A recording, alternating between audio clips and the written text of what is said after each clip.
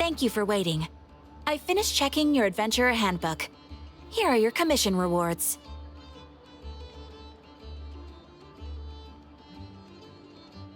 We have no other urgent commissions on the books at present. Thank you for all your hard work lately. Perhaps you two could consider taking a vacation. Amazing! Paimon never thought we'd end up having downtime in Krai. Things were pretty hectic when we first got here. Everywhere you looked, it was either the wild hunt causing chaos or the Fatui stirring up trouble. It felt like this whole region was one giant slime in a barrel, ready to go boom at any moment.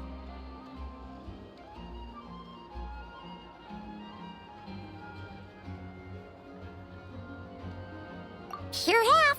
Things were looking pretty dicey, but in the end, we managed to turn it around. Whoa! Paimon just got deja vu! Oh, that's right. It's because we've done this like a million times now. Ah, yes. Are you two aware that the Moon Prayer Night is soon to take place? Oh, yeah! Llama told us that was coming up soon. Wait, why do you mention it, though? Do people in Nasha Town celebrate it, too? Paimon thought it was just for Moon Goddess worshippers. You're partially right. Most people in Nasha Town just see the festival as an opportunity to do business. They do not concern themselves with the religious element. The festival was first celebrated by the Frost Moon Scions. On this day, they would wear moon prayer blossoms and celebrate the birth of the moon goddess through song and dance. They would also prepare food and handicrafts and give them as gifts to others. Over time, it became Nod Krai's most lively festival. Oh, sounds like fun! Great! Well, in the meantime, since Catherine doesn't have any commissions for us, let's focus on some personal business instead. When we first got here, you mentioned that this was where your spaceship landed? We didn't get to follow up on it at the time, because we got wrapped up in that whole rare air situation, but now we can finally start investigating it properly. Well, there's a saying Paimon's heard around these parts, which goes, if you lift up a rock, you'll find something you weren't looking for. By that logic, you'll never find what you're looking for while you're searching, but the moment you stop looking, it'll jump right out at you. Could be worth a try though, right? Anyway, Paimon suggests we focus on other stuff we want to do for now, and just keep an ear out for spaceship-related intel as we go.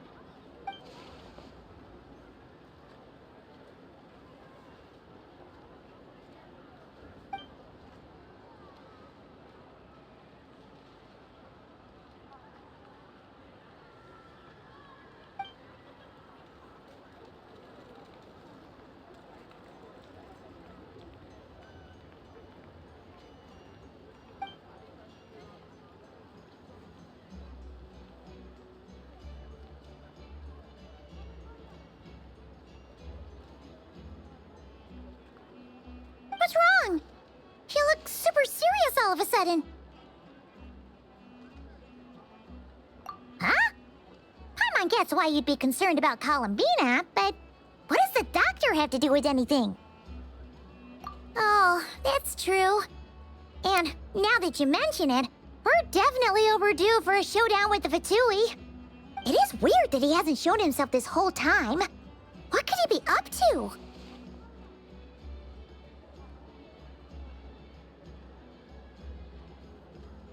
True. Paimon would much rather deal with Marionette anyway. She says the meanest things, but when it comes down to it, she doesn't seem like a bad person. Maybe it's the pressure of being a Fatus? Especially as a Harbinger. Does she feel like she's gotta act tough to keep up appearances or something? But then, every time we headed out with Rarier, she always wound up having to repair Polonia and her other robots. That's gotta sting.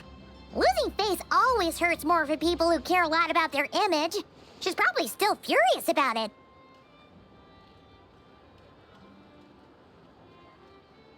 What? Relax! She's not even here! Huh? What's the matter? Oh, nothing, nothing! Sorry, we'll be on our way now. Where are we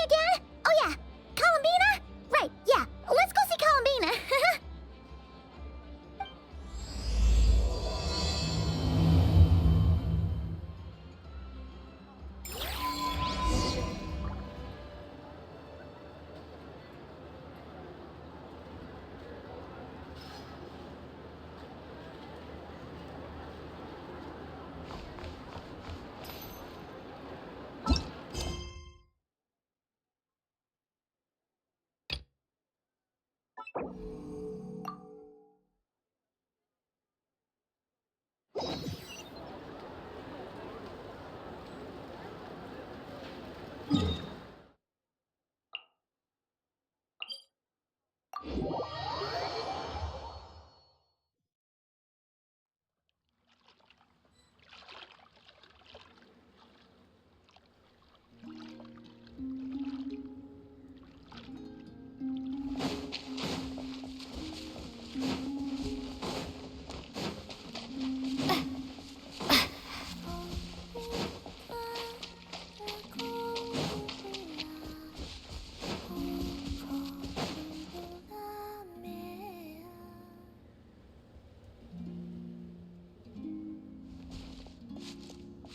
she's sitting up!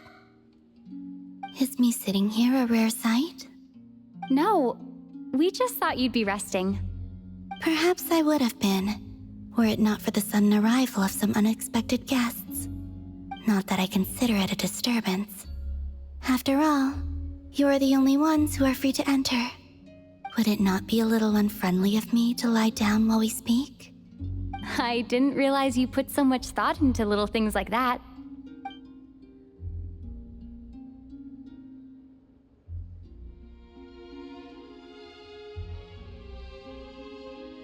Only sometimes. There have been moments lately where I think about you and your companions. They are warm, mysterious, and cozy memories.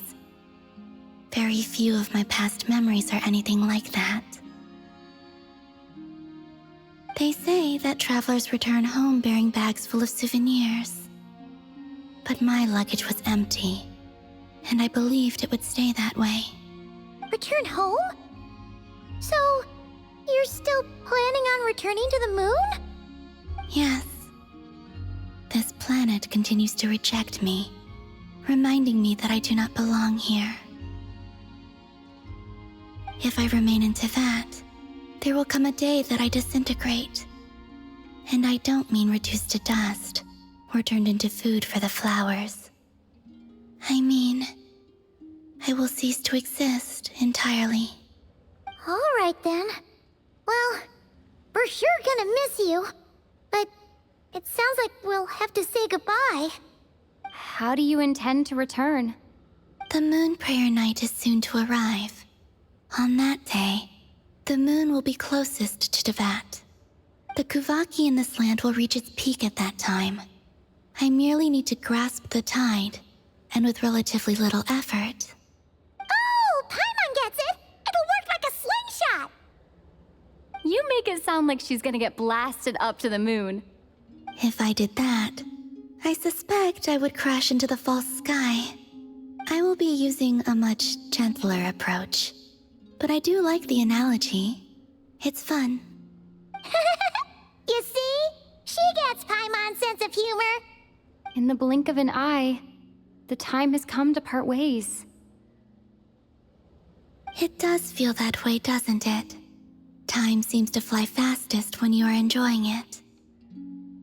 I have always thought of myself as a wanderer on this earth, and it has never expressed any desire to keep me here.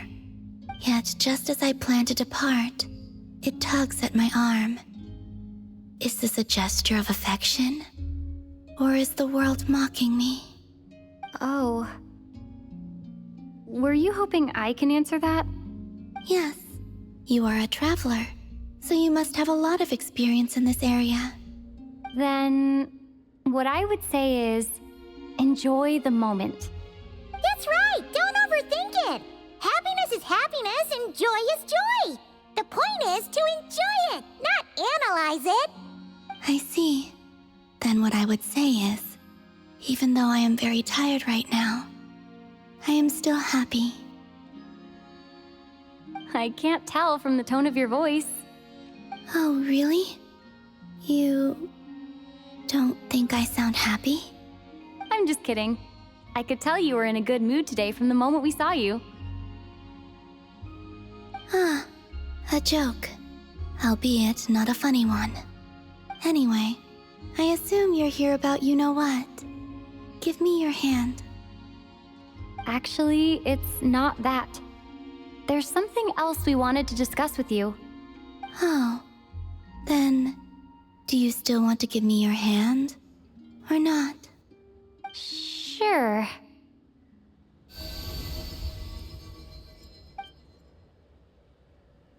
Thank you. So, I've heard that in the Moon Prayer Nights of the past, people here would hold celebrations in the Moon Goddess's honor. Since you helped so much in our fight against the Rayhir of Solnari, I think you deserve a farewell party before you return home. I haven't asked everyone else for their opinions on this yet, but I'd like to invite you to join the upcoming Moon Prayer Night. I've never joined a Moon Prayer Night before. I'm not sure what I would even do. Oh, don't worry about that. We take care of everything. All you need to do is show up. Of course, there's no need to force it if you're not feeling strong enough. It's just, this kind of felt like a golden opportunity. But they call me Kutar, and the Fatui have an arrest warrant out for me. I shouldn't appear in public right now.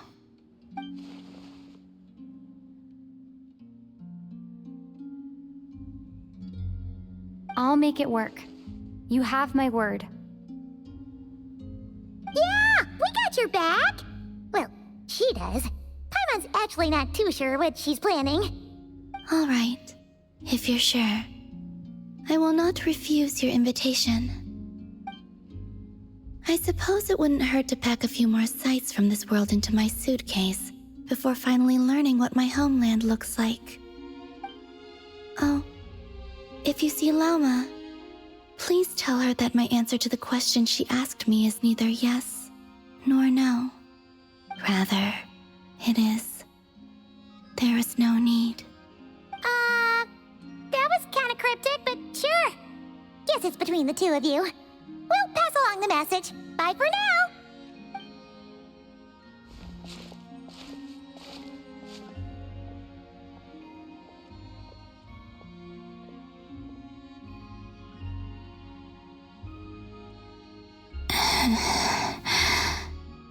And also, I do not know.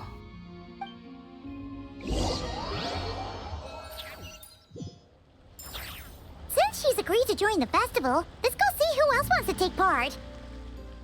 Lauma's gotta be the person most familiar with the Moon Prayer Night. We should start with her. Also, what exactly is your plan to keep her safe? Not sure yet. I'll figure something out. What? Are you serious?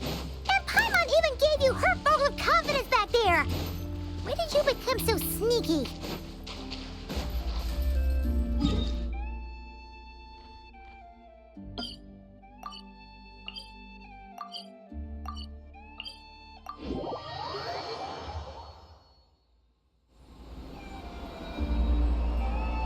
Even when the night is gone, and even when the sky is hidden from view, still the moon shines its light upon you.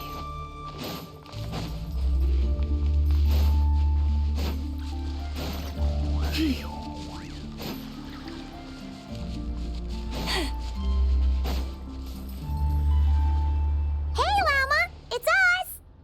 Huh? Varka? What are you doing here?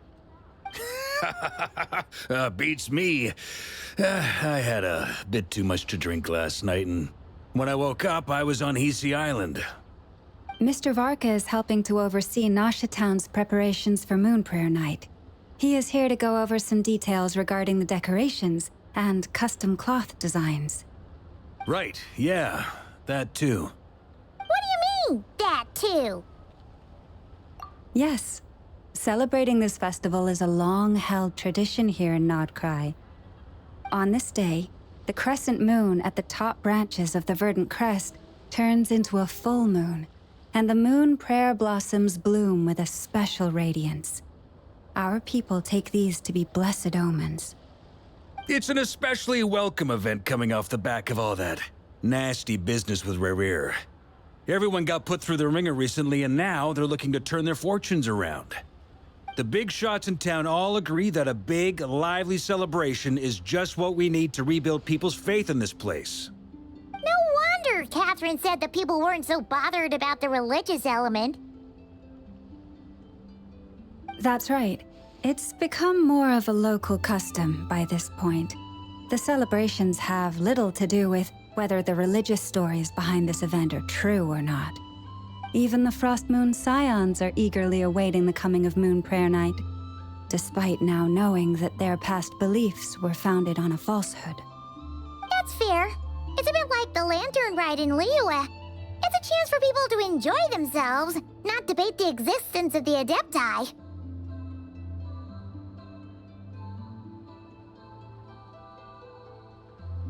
Oh, one other thing! We just went to see Columbina.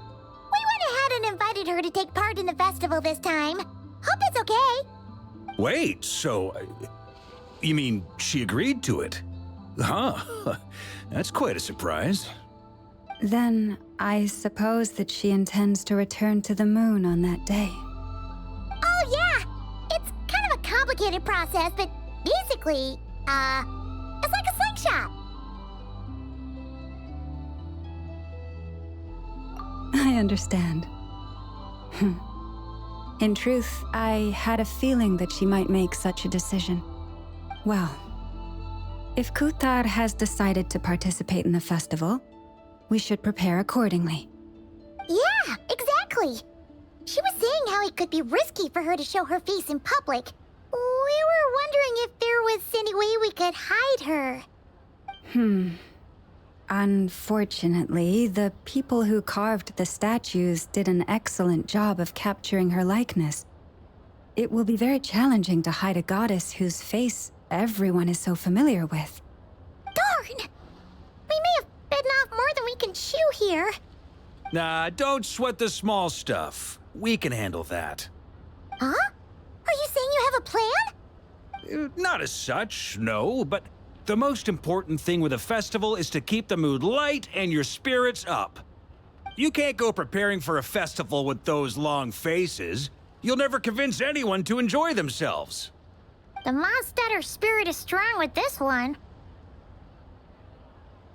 As it happens, I agree with Mr. Varka. Let's start by making our appreciation for Kuthar the beating heart of the festive atmosphere. And who knows? Once we get the ball rolling, perhaps everything will just fall into place. Hey! Did you catch that? Llama said the thing! Or close enough, at least. I'm looking forward to the Moon Prayer Night already. We have a festival in Mondstadt called Windbloom, and you can always tell which couples are celebrating it for their first time by the smiles on their faces. Big, beaming smiles like their whole face is glowing. And I have a feeling we'll get to see that same smile on the Moon Goddess's face at this festival. Not quite the same, surely.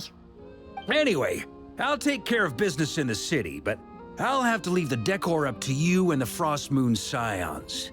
No one else can capture that traditional aesthetic quite like you guys. But lastly, there's the final key element that brings the festival to life: companionship. Before you leave, let me show you something that we've been preparing. Mr. Varka had asked to see it already, so you may as well tag along. Also, I have some further questions about Kuthar's decision.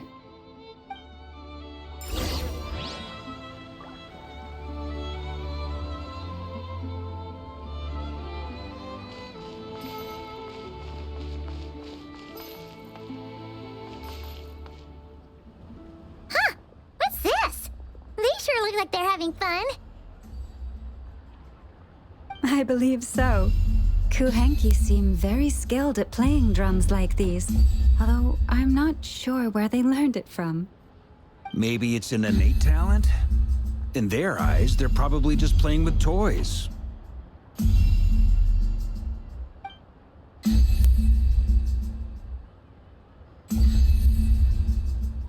Wanatar! You want to play too?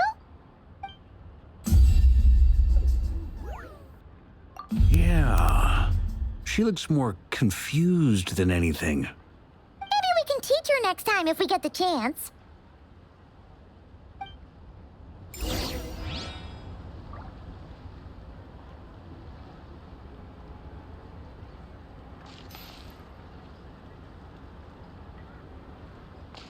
What are these floaty things?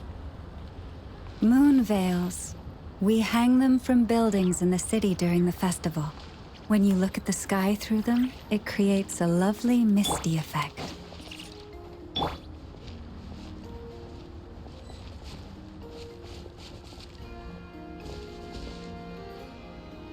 Everyone seems hard at work. They're preparing items for Moon Prayer Night.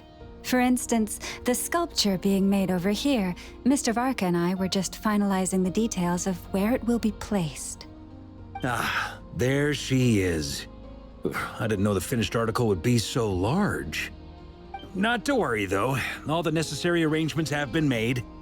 Just let me know once it's ready, and I'll get some people to ship it over. You have my thanks. And over here, we are preparing a very traditional confection. Oh, look at all these colors! It looks great! Can Paimon try one? Of course. I have a feeling you'll like it a lot. You bet! Sweets and treats are Paimon's favorite. If you included those in the Feast of the Moon, I bet Paimon would have joined the Frost Moon Scions by now. There will also be verdant crests like this present in Nasha Town during the festival. The timing of Moon Prayer Night is not completely set in advance. We make a rough estimate, then observe the changes in the verdant crests and moon prayer blossoms to guide us. As such, the wait itself is a fun feature of this particular festival.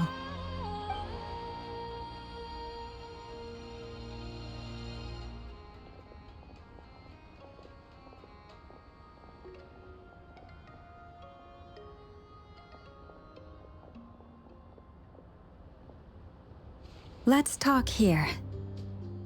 To tell the truth, I am very surprised to hear that Kutar is willing to participate in the festival. I once asked her if she'd be willing to stay with the Frost Moon Scions. I could introduce her to everyone, and we could be a family to one another. She did not answer, but she has not appeared here since. I took this to mean her answer was no, but if that were the case, she would not have accepted this invitation.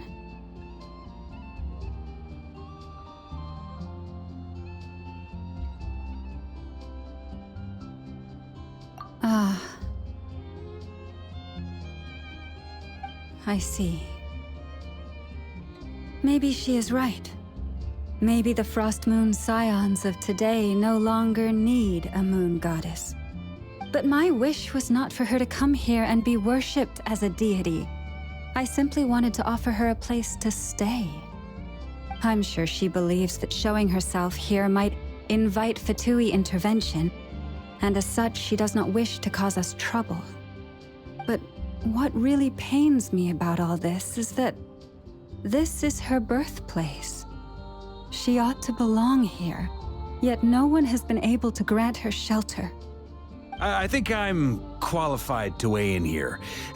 When someone's about to depart on a long trip, what they need is blessings, not burdens. We should wish her the best, not make the journey harder than it already is.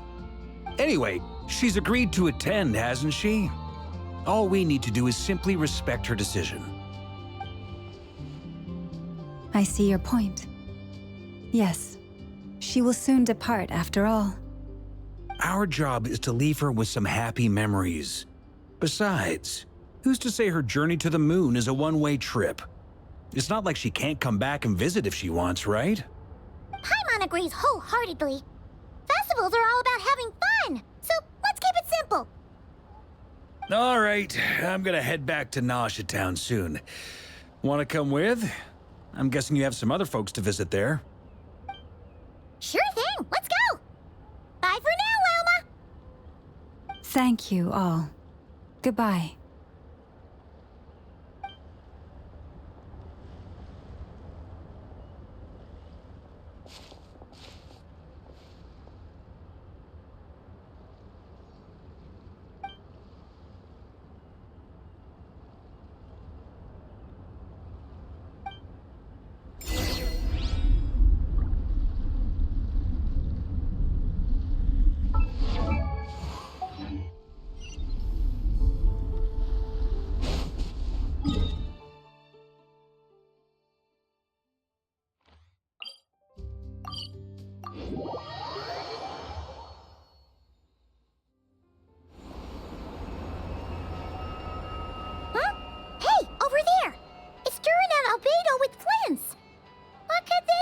chatting about?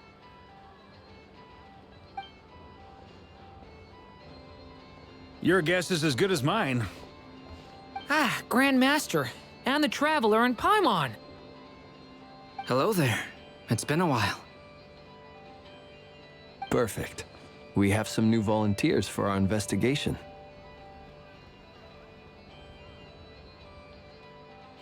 Wait, let me guess.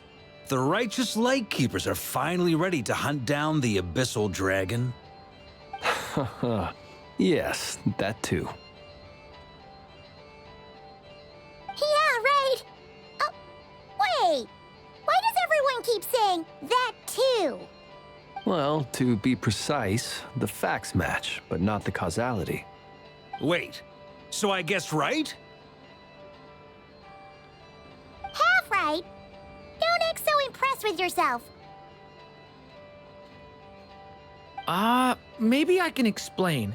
We ran into Mr. Flint's north of Nosha Town.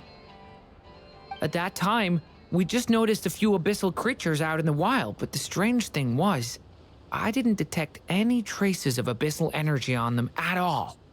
On closer inspection, we realized that they were not real monsters, but something akin to reflections in the water, or perhaps a mirage. Huh? What do you mean? Like, you could see them but not touch them?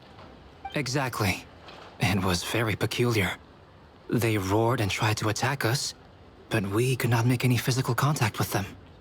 I think I've heard of things like that happening in Not Krai before, but I don't know much about it. Yes, it's a known phenomenon. Mirage-like illusions tend to appear in Nodcry in the run-up to Moonprayer Night. From a distance, they appear quite real. I myself thought that Misters Durin and Albedo were locked in battle with abyssal monsters when I first arrived. But after sharing intel and investigating a little further, we can confirm that these illusions are harmless.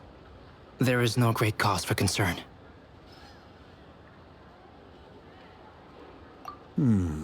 All the Mirage stories I've heard are either animals, rocks, or small houses. Abyssal monsters, though? That's a first. It's a first for me too, so I'm planning to look into it further just to be on the safe side. I intend to inspect a few more locations. What about you two? Any plans? Alice contacted me a few days ago. She'd like me and Durin to assist her with an experiment. But we lost contact shortly after receiving the message. I'm sure that comes as no surprise to anyone familiar with her. We don't know when the wind will blow, yet when the wind blows, we will know. That, in a nutshell, describes how Alice operates. Yeah, that tracks. Okay. Well, I suggest we investigate this Mirage business in the meantime. It's piqued my curiosity, and I'm pretty sure I know someone who will already be 10 steps ahead of us. Well said. Right? Whatever's happening in Notcry, she always seems to be the first one to know. Let's go see what she knows. We can invite her and her staff to the festival while we're at it.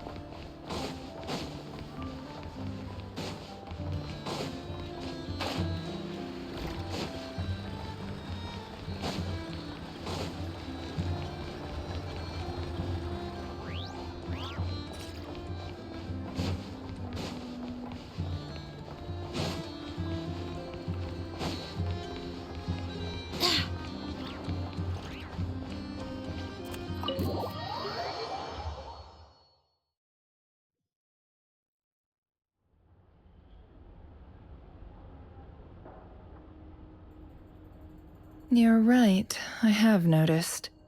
There's certainly something a little fishy about this situation. Only a little, though. Records indicate that this phenomenon can occur in the days before and following Moon Prayer Night. That said, it has always been a rare sight in the past. The odds of encountering these phantoms are similar to looking up in the night sky, happening to see a shooting star, and managing to make a wish before it disappears. But this time, either everyone's getting lucky, or they're appearing far more frequently than usual. Yehoda's out gathering intel as we speak. In the meantime, let me check off some points of interest. First, the Abyss. The ones we saw seem to be abyssal monsters. Indeed. But we have identified one location where many more of them have made an appearance. And not just monsters, but human phantoms, too. Given the scale and nature of the phantoms, it's almost as if someone's last memories are coming to life. Or perhaps the memories of multiple people. Oh. So you mean the phantom monsters are hunting down the phantom humans? Exactly. The phantoms can interact with each other, but we have no means of intervening. In addition, some of the human phantoms would seem to be from the very distant past. This is clear both from the clothing they wear and the stories they tell. They claim to be from Hyperborea, a name which I've heard from Lauma before. If this is true, it means they must be from 6,000 years ago. Did Paimon hear that right? 6,000 years? It sounds like this merits further exploration. That'd be a big help. I'll leave it with you, Albedo. My knowledge of ancient history is non-existent. I used to doze off every time the pre-Knights Favonius era came up in class. It's quite a miracle that you were able to understand these phantoms' speech, given how long ago they lived. I suppose you're right. But I'll leave the archaeologists to ruminate over that conundrum. As an intelligence broker, my sole interest is in the value of the information I gather. Which, in this case, hopefully means earning myself some good favor with our dear Lady Moonchanter. So calculating. Whew, this intel broker logic always catches Paimon by surprise. Sounds to me like we could split the work up. I think the abyssal phenomenon is best left to Albedo, Flint's, and me. Agreed. It coincides with my duty as a lightkeeper. For my part, I'd like to understand the abyss better. Even a little knowledge would go a long way. This is certainly a rare opportunity to study the Abyss. But even rarer, perhaps, is the chance to make contact with the Ancients. The Curatorium will take the lead on investigating the Hyperboreans. We put in the work to learn what we know so far. It seems only fair that we get some quantity of exclusive intel. That just leaves our trusty team of 2 unassigned.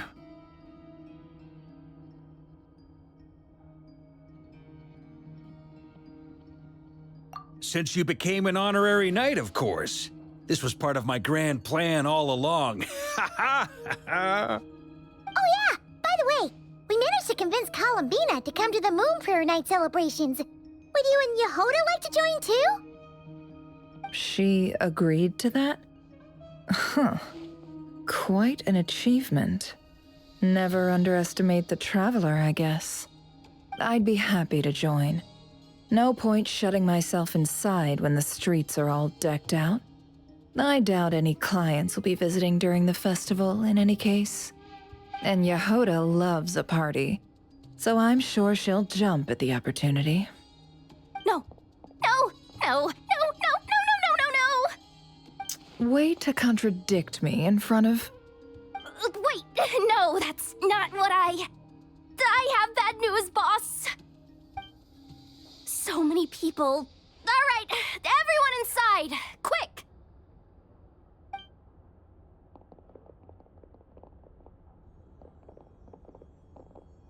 This is gonna sound crazy, but hear me out.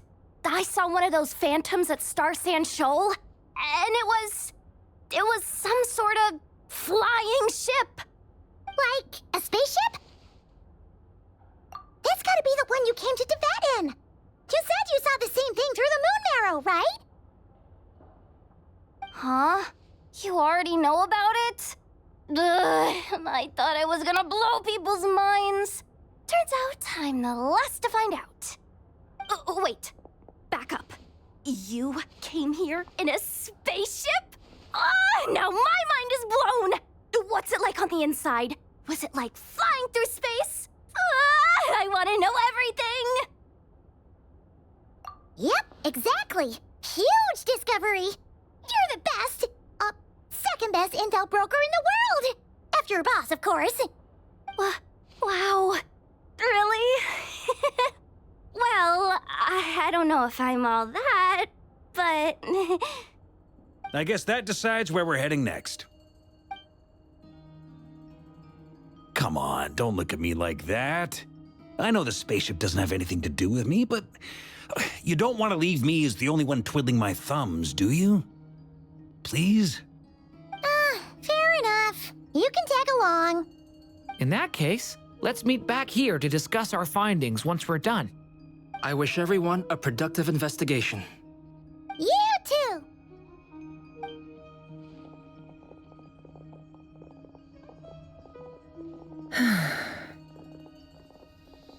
What's up, boss? Aren't we gonna head out? Tell me, Yehuda, when did the curatorium start giving out intel for free? Oh, sorry, boss.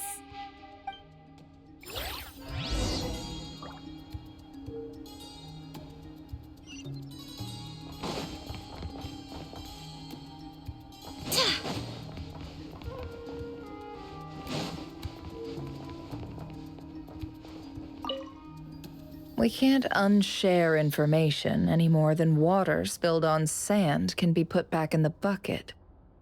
I'll just have to balance the books some other way. Please, boss. There's gotta be another way. Who knows? Depending on what they find, maybe this will work in our favor. Please don't find me. Please.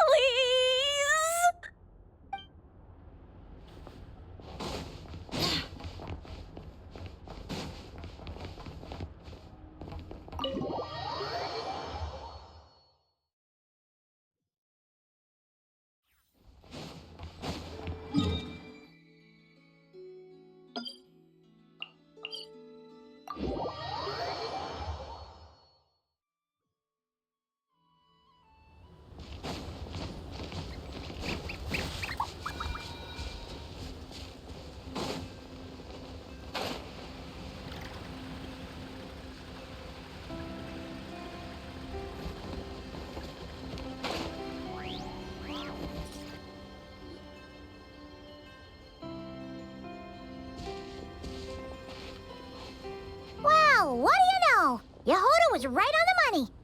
This phantom really is your spaceship. But that's so weird. Why would it show up here? Is it some kind of projection? Or a ghost? Like, maybe it no longer exists, but somehow it left an afterimage? Ah, you're already here. Miss Lauma, what a surprise. I thought you were busy with festival preparations.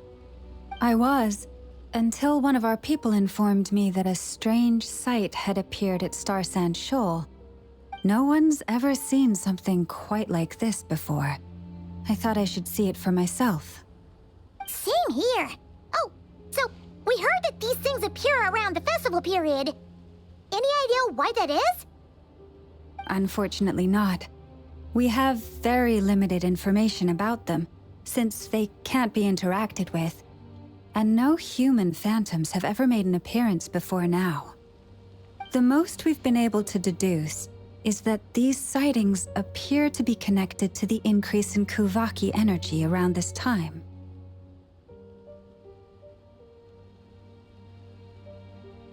Yeah, seems like that's all we can do. This is all so confusing. Allow me to lend you a hand.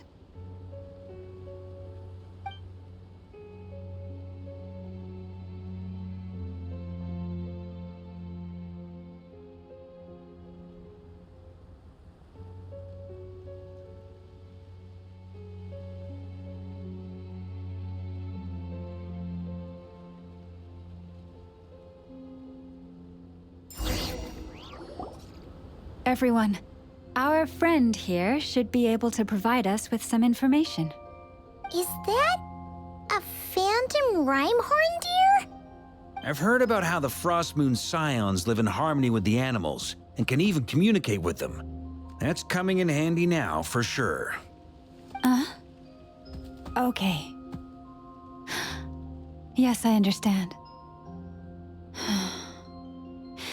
Then how about this?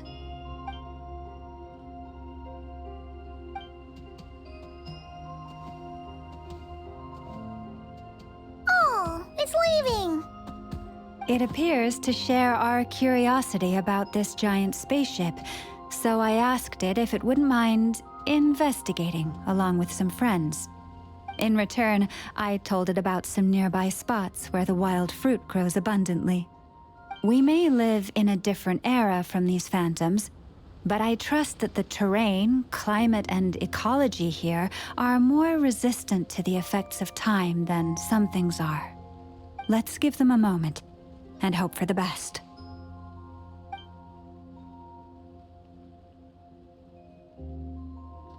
All back together? Must have been a lot of fruit. Indeed. Now let me ask them some questions.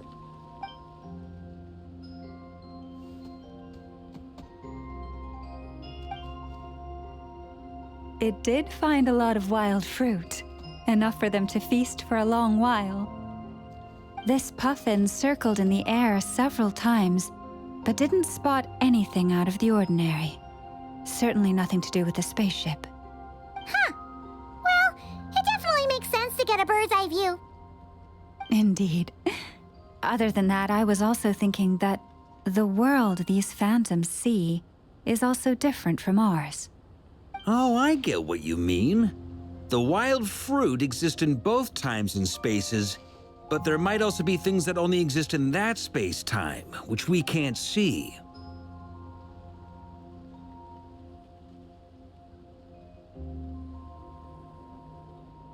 Good point. Great thinking, Llama. Blunthorn rhinos can use kuvaki to shift great rocks, but this one says it couldn't get that ship to budge by even an inch. The sniffer mole tried too, but despite being a skilled digger, it could not get through. They say that the spaceship looks robust and undamaged. It seems completely impervious to any and all attacks. Whatever lies within is well defended from harm. So, just like us humans, there was nothing they could do about this spaceship either. Yes, still, they deserve our thanks. We are grateful for all your efforts, dear friends. Now go, and enjoy your feast. I've noticed some other human phantoms gathered nearby. Come on, let's go talk to them.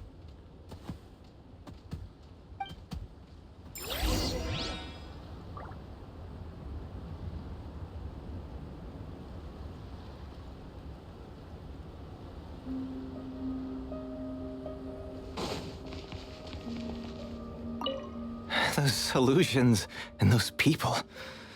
It's all a little creepy, don't you think? Nah, all part of the festive atmosphere.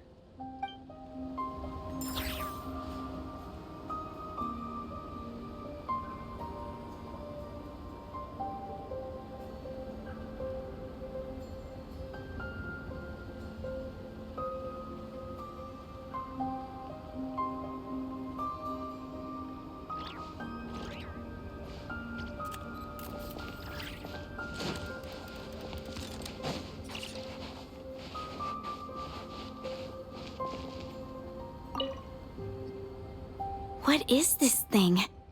I've never seen it move, and there's no way to get inside. Goodness knows. My grandpa says it's been sitting here at least since his grandpa was still alive. What about his grandpa?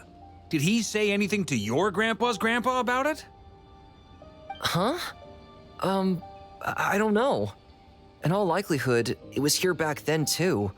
Hard to imagine something this huge could move. Guess that means that as far as they're concerned, this ship's been around a long time.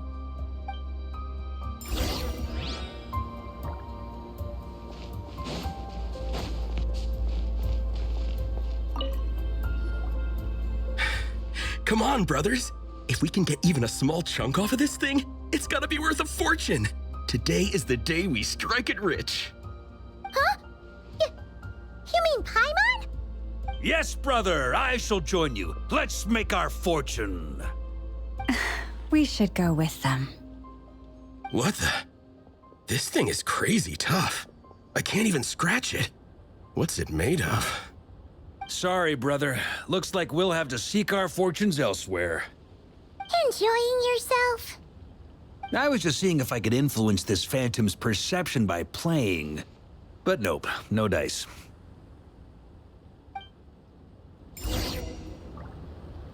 I'm sure we're all starting to build up an idea of what's going on here now that we've spoken to some of the people. These phantoms are reenacting real historical events in Nodcry. It's almost like we're in some kind of interactive stage play. We can talk to the actors, but the plot is fixed and we can't influence it. It makes sense. History is set in stone. The objective facts of the past cannot be changed. Paimon totally thought you were just goofing around earlier. But actually, you were doing some serious investigating. Of course I was. Anyway, at this point, I think we're forced to conclude that although the Phantom spaceship is right there in front of us, we aren't going to learn much about it from these people.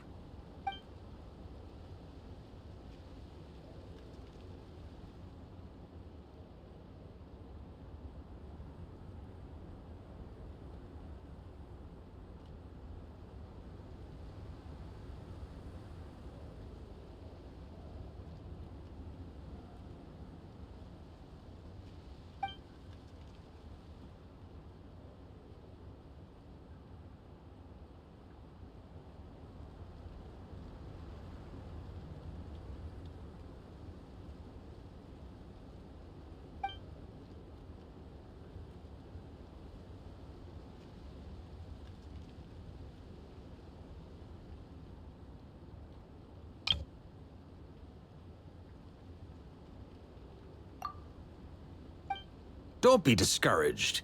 If nothing else, this is proof of the ship's existence. And think about it. So many people tried to hack their way inside, but no one could get the door open. It's made of very tough material. To me, that says that we'll either find the ship itself or the story behind it. It's just a matter of time. Huh. Every now and then, when Varka gets serious, he actually does seem like Grandmaster material for once. I wonder how the others are doing. Let's head back for now. Sounds good. Also, drinks are on me if Team Knights of Favonius is the first to finish.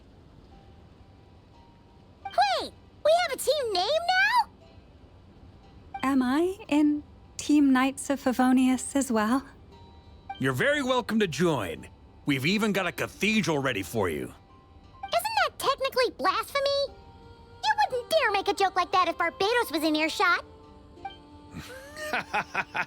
Nah, I'm sure Barbados doesn't mind a little harmless blasphemy once in a while.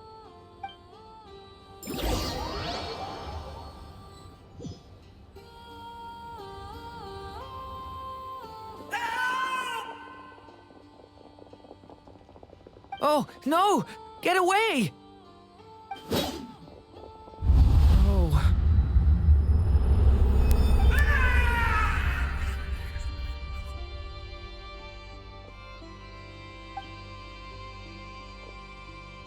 I know it's hard to stomach, Mr. Duran.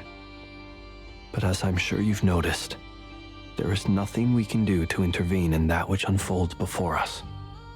But we have to at least try. And try you have. But are you aware of how many unsuccessful attempts you've made now? I wasn't keeping count. I'm afraid this is the 39th failure so far.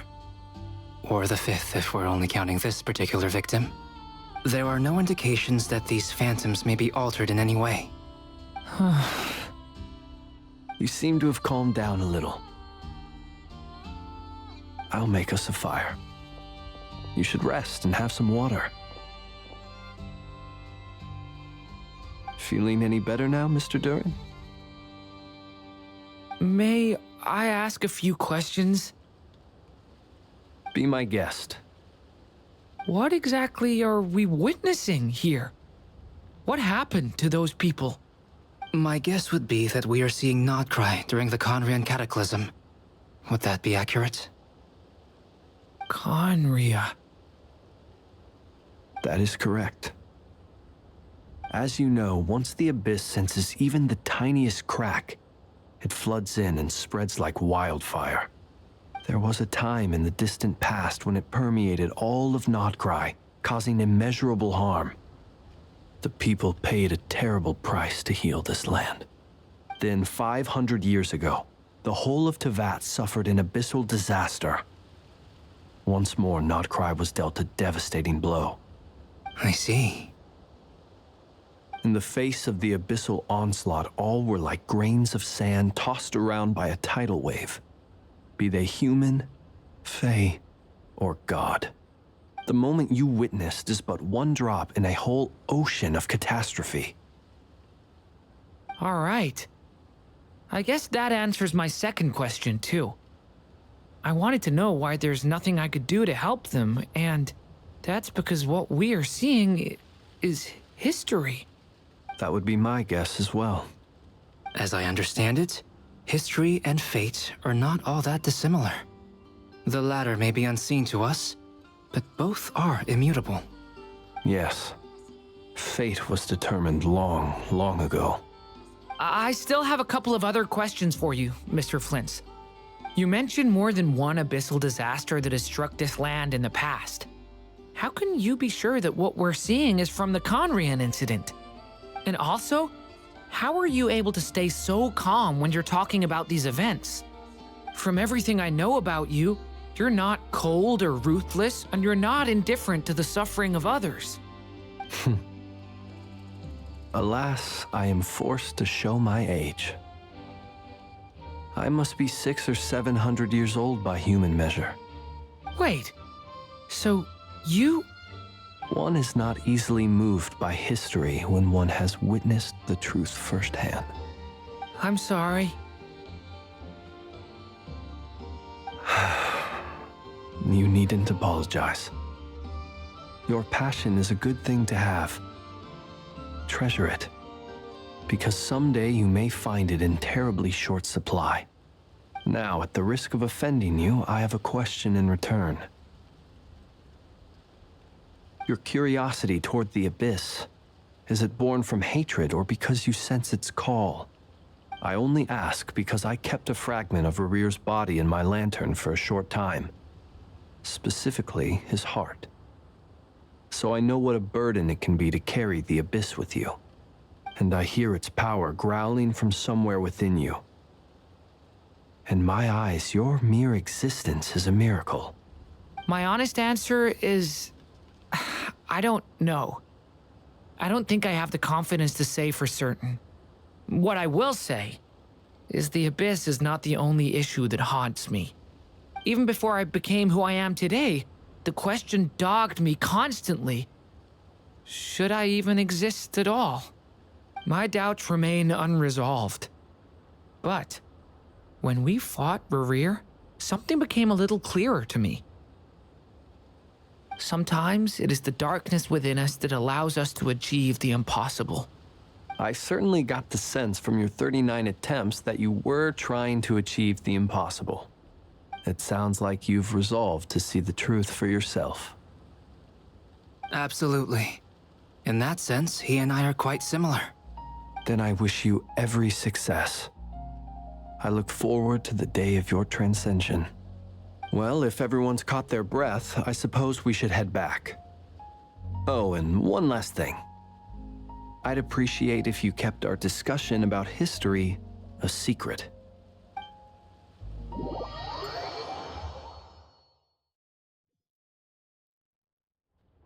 Incredibly, our separate investigations led us all to the same conclusion. Hooray for consensus! Yeah, but we barely learned anything, though. I totally thought this would be the mother lode. Talking with the ancients? I mean, come on! But nope, all we got was useless snippets of conversation. And all this stuff about moons and hyperopia. What a load of baloney. Seems like people back then had a few screws loose. I understand your frustration. We found the same issue. Each phantom only showed a very brief moment in time. There isn't much value to be found in these miscellaneous fragments of a civilization's history, no matter how glorious it may have been. If there's a silver lining, it's that these phantoms are harmless to the present reality. They shouldn't get in the way of the festivities. Paimon agrees. And not just because it's the first thing she understood in this whole conversation. You look disappointed, Nefer. Is something the matter? What do you think? We all worked our tails off, but the only one to gain anything from it was you, Lady Moonjanter. Well, please do share the Hyperborean records with me. I will gladly inscribe them in our people's documents. Oh, duh! Yeah! That was it! Hyperborea! Hyperborea. I'm serious. Only an expert in the Frostmoon Scions and their history can turn these records into valuable research material. The alternative is to let them gather dust on the Curatorium's storage shelves until the pages turn yellow. Nefer, you're wise enough to know that cooperating and sharing the profits is the best course of action here. Well, that goes without saying. Sure, let's do that. Huh? But didn't you say we aren't supposed to give out intel for free? Sorry. Shutting up. Now is not a good time to push Nefer's buttons. Anyway, back to Moon Prayer Night. I'm thinking that we should prepare something a little special, aside from the usual decorations and so on. You mean a parting gift? Can't go wrong with food. Although, does food go bad on the moon? Perhaps a lantern would be a better choice. It might be dark up there. It could prove difficult to light a lantern on the moon. Magical stones might serve that purpose better. What about a clockwork mecha model from Fontaine? I've got a whole bunch at home. I use them for fighting practice in my free time. None of these sound like things she would be even remotely interested in. But we don't interact with her enough to know what she likes. Yeah. It would really save us the guesswork if someone could find out what she's into. Wait, what the? Traveler? They're all looking at you. Great! Haha, problem solved. Now, I need to stop by Dory's. Gonna need her help sourcing a bunch of stuff for the festival. Then let's leave it there for now. We all have our own business to attend to. Traveler, if you find out what Kutar likes, let us know right away.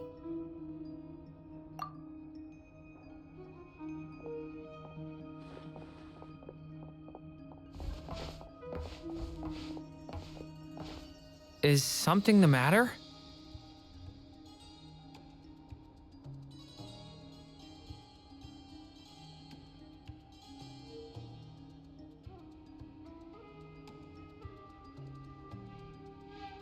I'm fine. It's just... I'm still feeling a little rattled after witnessing the horrors of the Abyss. But it's okay. This is something I have to work through. I'll be all right. Thanks for your concern.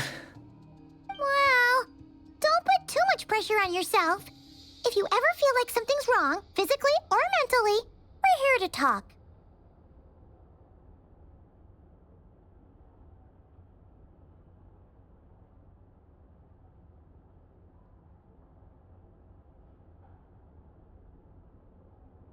Come on. Stop treating me like a kid.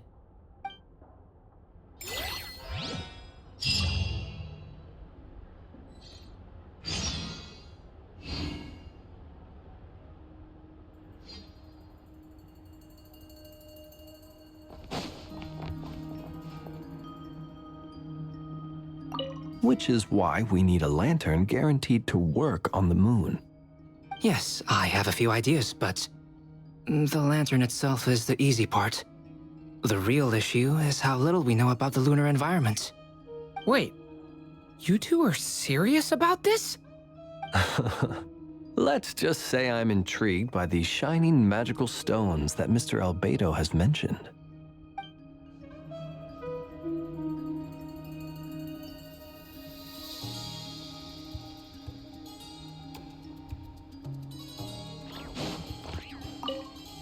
Could you do me a solid and try to smooth things over with Boss Neff?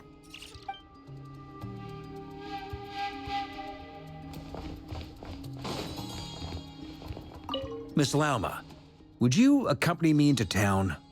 I think it'd be best if you saw the Frost Moon Scion's decorations for yourself. Very well. Let's go.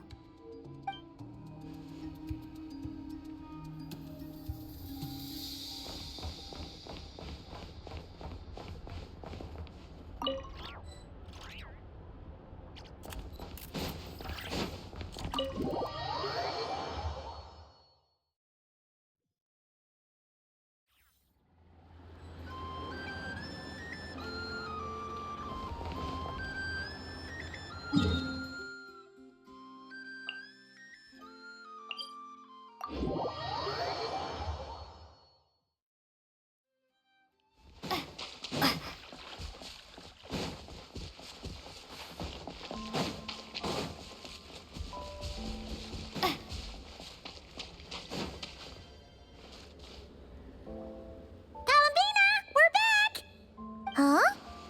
She's not here. Weren't there a few Kuhenki here last time, too?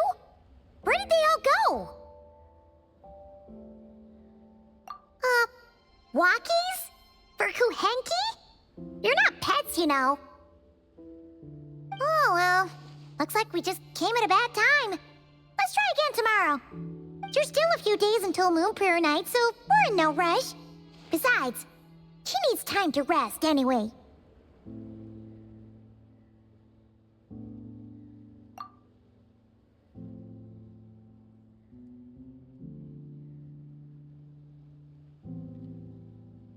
Kalamina! Are you back yet? Oh, how strange. Looks like she still isn't here. Right? It's not like her to spend so much time outside. Especially since she's worried about attracting unwanted attention. What about Luonatar? Luonatar, you there? Hey! Do you know where Kalambina went? Sorry, didn't understand. But if you know where she is, could you take us to her? Yeah, that's even stranger. What about him? Oh, that's not good news. They change color when Kalambina gets weaker, right? And they look super pale right now. Good idea. She might know what's happening.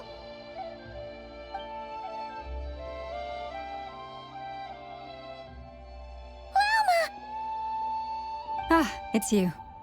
How is Kutar? Is she okay? No, she hasn't. I came here to check on her after I noticed the flowers had changed color.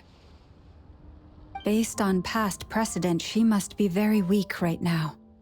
Even getting up to walk would be a struggle. It seems unlikely that she wandered off outside. Not to mention that she doesn't do that at the best of times either. So yeah, this is super weird. No. Very few people are in the know about Kutar's whereabouts. And if anyone suspicious had visited, they'd have left some sort of evidence. Come on, let's go to Nasha Town. If anyone has seen her, someone there will know about it. It's not Krai's information hub after all. Makes sense. Let's go!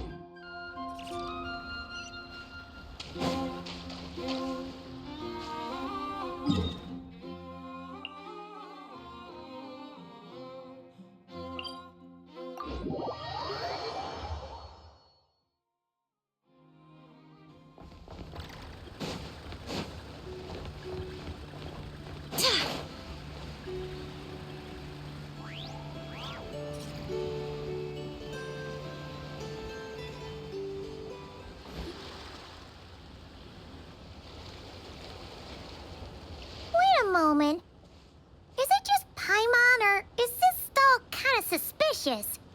Has never been here before, right? No, I don't recognize it. Alas, your free and easy adventure time is over. Now, prepare to face the final boss of Nod Krai. Whoa! Where'd that voice come from? Not sure, but it's definitely hostile. No, not that way. The final boss is right here. The sniffer mole? That's the final boss? Surely not. Also... Okay, the jig is up. I'll stop teasing you. Turn around. I'm right behind you. It seems I've managed to leave quite an indelible impression, even though you've never seen my face. Ah, nothing could make a great mage more pleased with herself.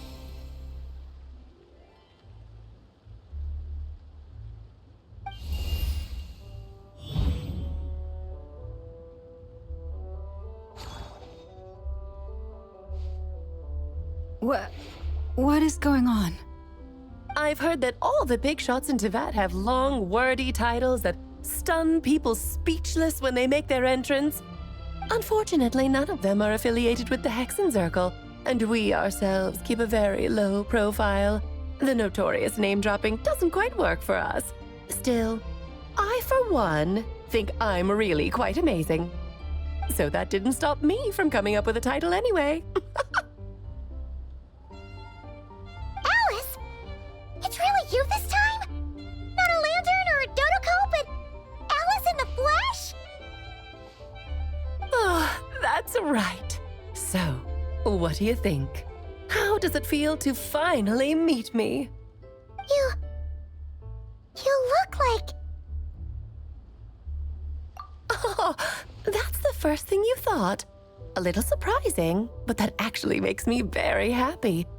Because that means that when Klee grows up, she'll be just as stunningly beautiful as her mother. So she's a friend of yours? Kind of. This is actually the first time we've seen her in person. I see. Madam Mage, that was, quite a powerful entrance. I certainly won't be forgetting it anytime soon. It's okay, Lauma, don't force it. Paimon will do the honors.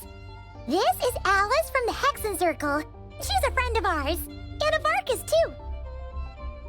That's right. She's a good person, just kinda... unpredictable. Well, what is the human heart if not unpredictable, hmm? If we could not do as we please, how would we differ from machines? I am Lauma, Moon Chanter of the Frost Moon Scions. It is a pleasure to meet you.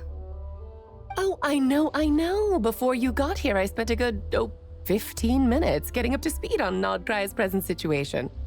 In other words, I've read the whole in the last episode part, so we can skip the pleasantries. Fair enough. Well, Miss Alice, I can already tell that you have quite a unique personality. You'll get used to it. Paimon sure is. So anyway, what are you doing in Nod Krai, Alice? Oh, I thought I told you already. This time, I'm the final boss. And what a formidable foe I shall be. Powerful, confident, decisive, and good luck finding my weak spot. You will never succeed.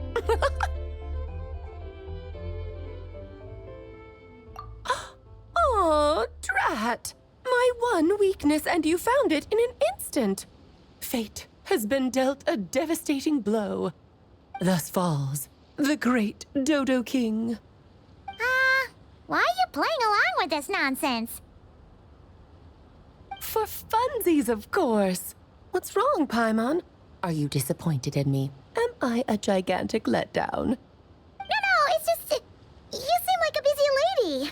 And this is the one time you've shown up in person. Paimon figured it would be for something more high stakes than just goofing around. You're quite right. I'm here in Nod Krai because something big happened. Something big enough it caught the attention of the Hexenzirkel.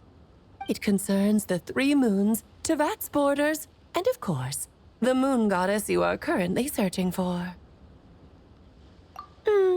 Kind of. Why don't we discuss this over a pot of tea? My main reason for coming on this trip to Tevat was, of course, to have some fun. But I do technically have a job to do as well, namely, maintaining the stability of Tevat's borders. I'll skip over the complicated parts, but to sum it up, abyssal energies are all that lie beyond Tevat's border. We'd find ourselves in a real pickle if they ever made it through. And the phantoms you've been seeing are a sign that the border has been disturbed. Ah, no wonder they tend to show up around Moon Prayer Night. Is it because the real moon is now so close to us that its power can cross the border? In part, but only a negligible amount passes through. Just enough to influence the verdant crests and so on. And as you've noticed, there has been an unprecedented number of phantoms appearing this year. The influence of the moon beyond the border cannot explain this. No, there is another far greater factor at play. The trilunar syzygy. A trilunar syzygy? Eons ago, before the heavenly principles came to Tevat, it was the then 3 moon goddesses who controlled the laws of this world.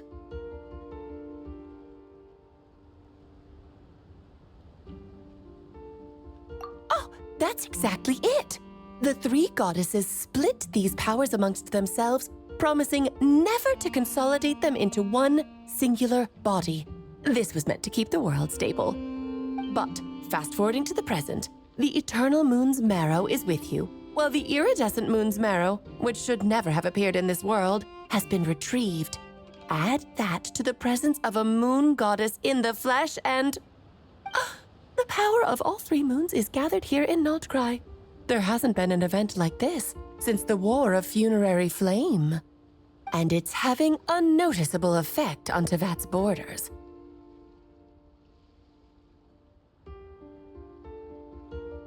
Because I wish to give my darling daughter a peaceful, sunny environment to grow up in.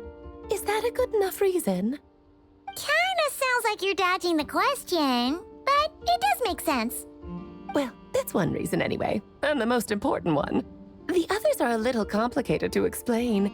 For instance, cleaning up after dearest Miss R.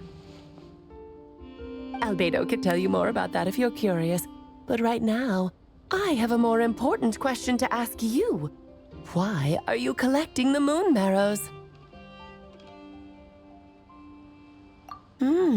I see. Nicole told me about that legend once. Nicole? You mean Mage Anne? Oh, so you remember.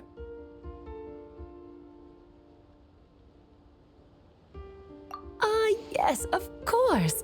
That was a story about fate, her area of expertise. But back to the story of our dear moon goddess. I'm afraid her intended method of returning to the moon is unlikely to work anymore. What does that mean? She may be missing, but she hasn't gone anywhere. She has disappeared.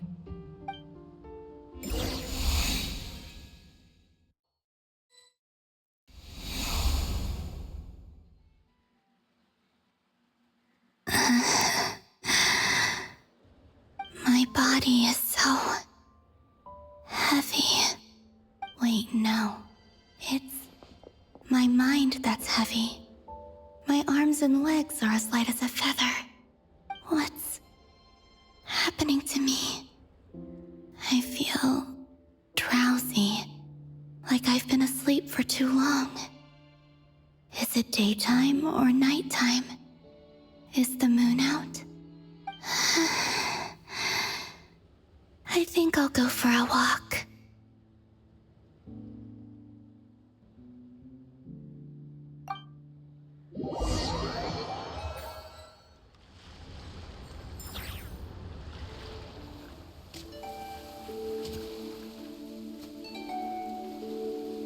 Are you out for a walk too? Huh?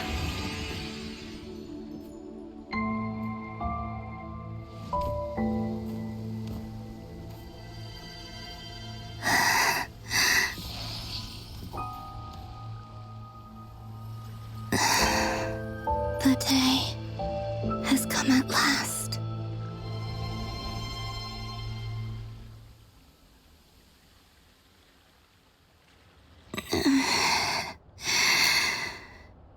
Have I grown so weak that I can't even sustain my physical form? But Moon Prayer Night is nearly here. I was so close to returning home. Death is near. Is this how it ends for me? Will I return to the moon after I disappear? Or... I don't want it to end like this.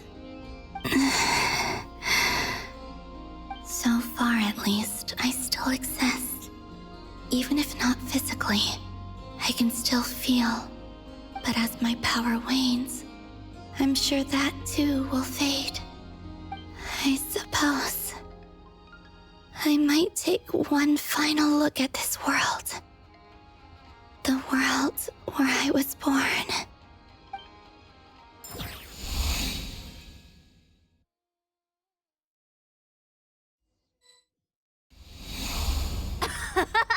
Come on! Come on! Wait for me! The Frost Moon Enclave. How much it has changed since I was born. These decorations, they're so heavy. It's times like this when you kind of wish men could be priestesses and acolytes. How fascinating. I've never had the chance to be privy to people's private lives in this way. In the past, people would get so solemn and serious the moment I showed my face, like they were frozen stiff. Karina, Lametti, it's time to eat. Coming! I want to watch them a little longer.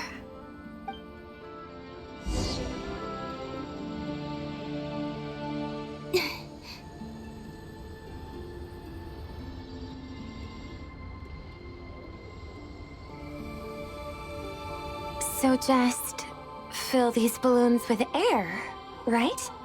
Yep. Try a couple now to test things out. The rest can wait till Moon Prayer Night. Think fast. Rada! Teasing an acolyte of the Frost Moon Scions? Surely that's a punishable offense. Take this!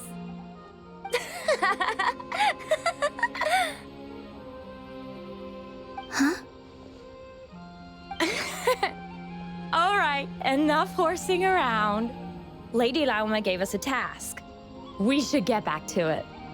The task is just to check that the balloons don't leak, right? Doesn't matter if we fill them with air or water. Yeah.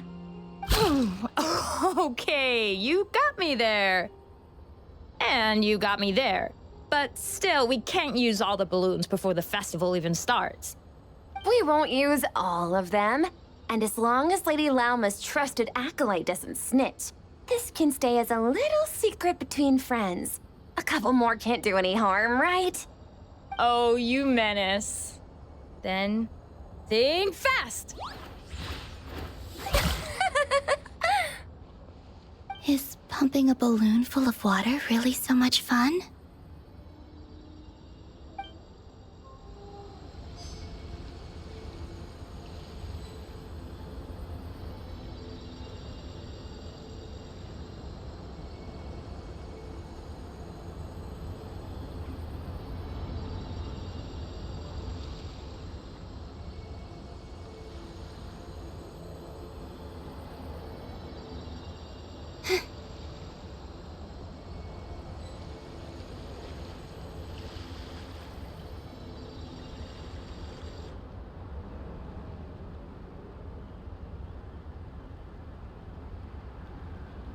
I'm sure you're both tired from playing all day. Come on, eat up. A plain, humble meal. That has always been the way of the Frost Moon Scions. Huh? How come Lamatti got a midsummer berry dessert? Oh, I always get Lockaberry. I don't mind sharing. You can have a bite of mine if I get to have a bite of yours. They're sharing food? I've never shared food with anyone before. Even at the Harbinger tea parties, everyone just ate off their own plate. And when I couldn't finish my food offerings from the Frost Moon Scions, they'd leave the leftovers out under the moonlight for the animals to claim. Hey! That was 2 bites! Oh, then you can have another bite of mine. Oh, you too. Oh, don't fret now. Here, have some of Granny's too. So this is what it means to be family.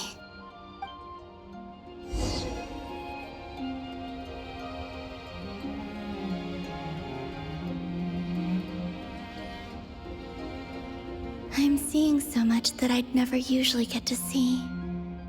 They'd never act like this when I was around. It's nice, being able to just watch people in peace in these final moments. What a rare opportunity. I think I'll go take a look around Nasha Town, too. Maybe the Traveler will be there.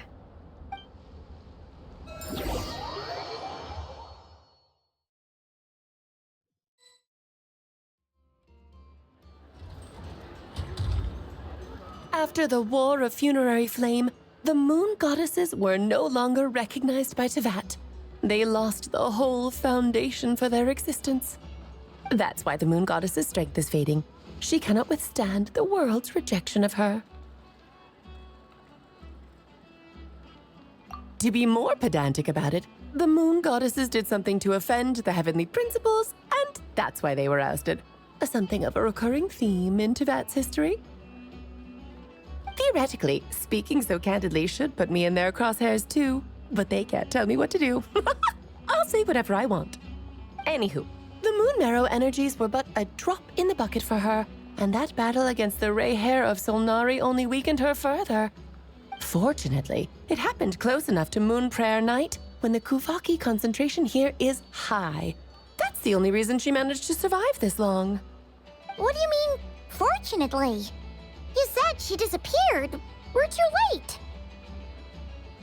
Ugh, what a headache. I thought this was all common knowledge. I guess I have some more explaining to do. Okay, buckle up. It's time for another lecture.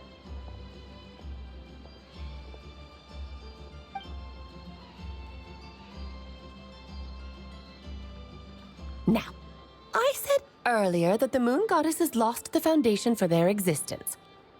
The reason for that has to do with the natural order. Basically, the rationale for their existence in Teyvat was lost. The same logic applies to the present Moon Goddess, too. Consider her existence so far. Her comrades in the Fatui called her Damselette. And she was worshipped as Kutar by the Frost Moon Scions.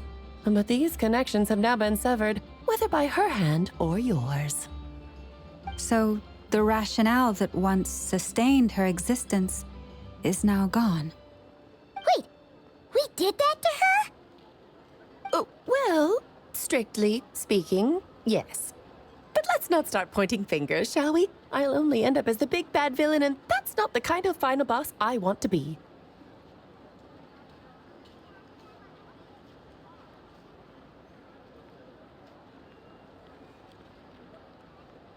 Of course I do. I'm only the greatest mage in the whole entire world. Now, if you wish to find your Moon Goddess, there are 2 problems we need to solve. Firstly, we'll need to strengthen the connection between her and Teyvat, at least enough to sustain her until Moon Prayer Night. Strengthen her connection? But does that mean I'll have to rally all the Frost Moon faithful behind this? I'm afraid a bygone faith and a former home won't be of any help to her now. Do you know her name? Her name? Yes. Names are very important things. A name is a fundamental concept that anchors one's entire existence. Then your first job is to find it. As a moon goddess, I'm sure she must have a name she identifies with. Neither Columbina nor Kutar is her true name, and she's never really accepted either of them. So, finding out her real name is enough to sustain her existence? Yes, I know it sounds like a small step, but every journey begins that way. So for now, that's all we need to focus on. The second problem is with her plan to use the moon marrows to return to the moon. Unfortunately, piercing through the false sky will take an enormous amount of power. Given her current condition, she won't be able to provide anywhere near enough power, even if she recovers her physical form. But no need to fret. Nicole's the expert in this field, and I'm sure she'll figure something out. Wait, Mage N is going to help us out too? That means we've got 2 Hexencircle mages on the case. This is turning into a pretty big deal. Actually, this is more of a side quest for me. Like you said, I'm a busy lady, so I can't stay for too long. I'll have to return to Tibet's border soon.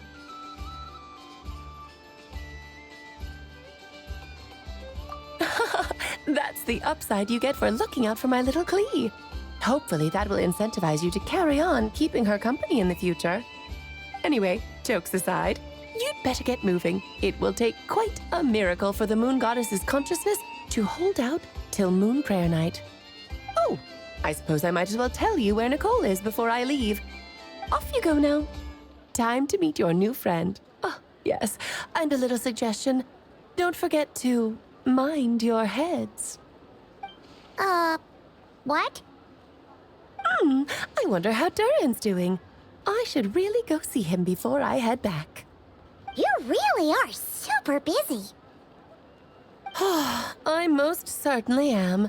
There's so many children I have to keep tabs on just in Mondstadt. Durin, Albedo, Venti, Varka. Klee didn't make the list, huh? Of course not. Klee is my pride and joy.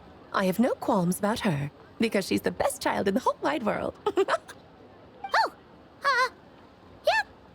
Klee's a little angel. I'm glad you agree. Well, all the best. See you when I see you.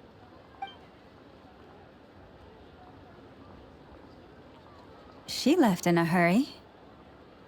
Yeah, she didn't pack up her stall. Should we handle it for her?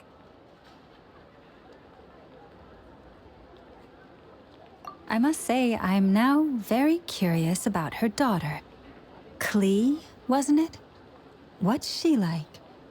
That's a long story. Come on, we'll fill you in as we go.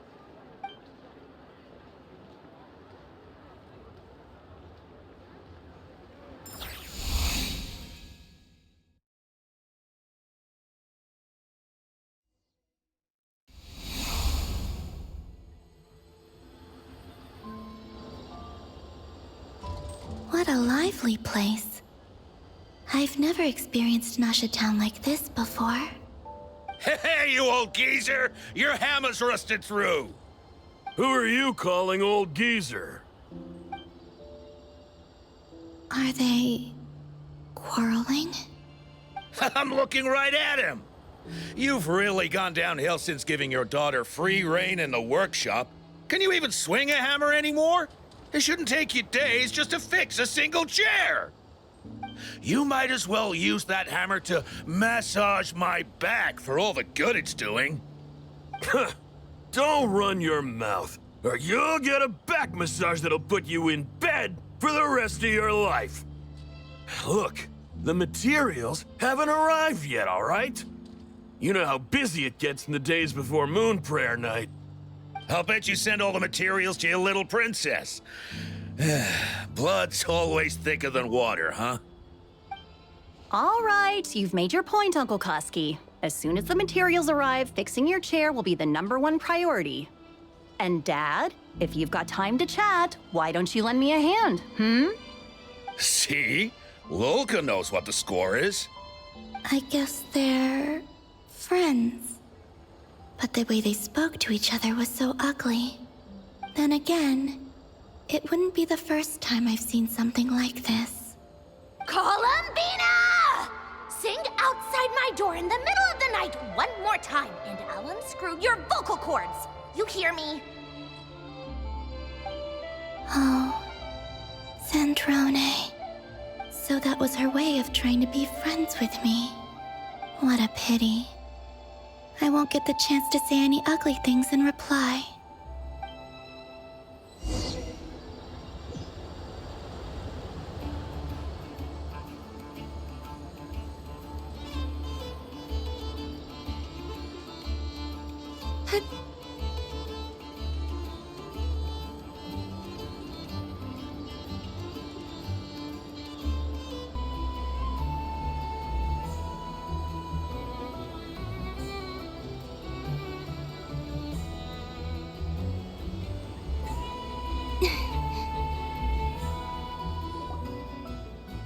Hey, have you decided what to give her for Moon Prayer Night?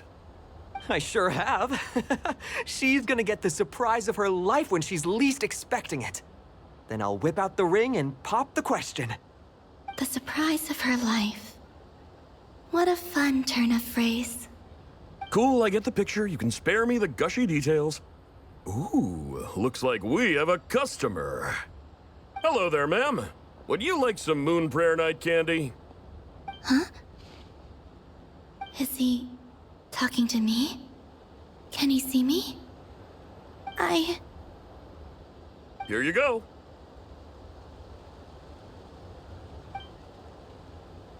Oh.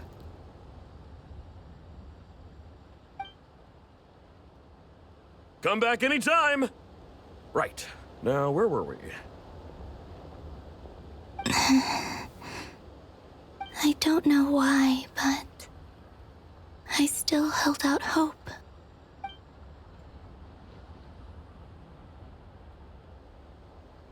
The most important thing right now is to find that mage. This name thing seems super important too, but where do we even start looking? I'd better go pay the Fatui a visit.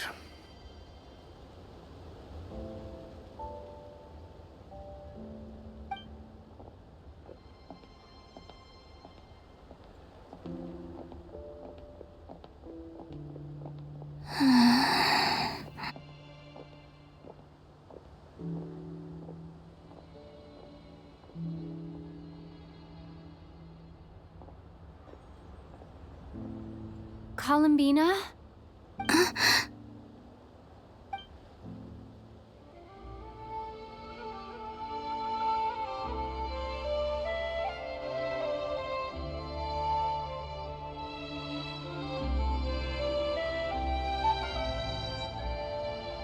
Traveler?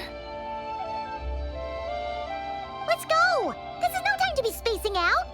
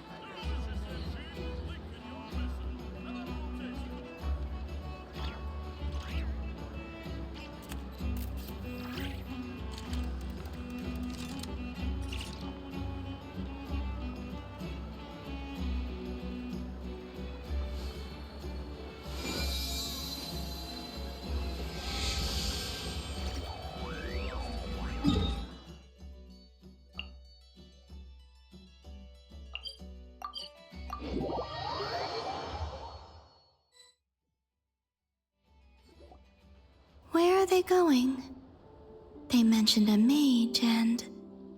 a name? So, Mr. Varka, Are you acquainted with this Nicole? Or should I call her Mage N? Not really. We've never met, though she has come up in conversation. From what I've gathered, Alice kinda took Nicole under her wing. Taught her how to speak in a more ladylike fashion, that kind of thing. Huh. Hard to imagine Alice as an etiquette coach. Yeah, Alice is a larger-than-life personality, I'll give you that. But then again, that's why she's able to draw such an eclectic mix of people into her inner circle. If I remember correctly, being an interesting person is actually one of her main entry requirements. So, if you ever wanted to join the Hexenzirkel, I'm sure you'd both be eligible to apply. Hey! Don't go around making promises on Alice's behalf. I wouldn't dare. I'm just trying to paint a picture of the Hexenzirkel for you. Okay, sure. Anyway, since none of us have ever met Nicole, how are we supposed to find her? We can't just go up to every woman in sight and ask, "Hey, are you Nicole?" Maybe something she's wearing will give it away? Like a windbloom pinned to her chest or something. Wait a minute. Alice never said Nicole was from Mondstadt. Oh, true.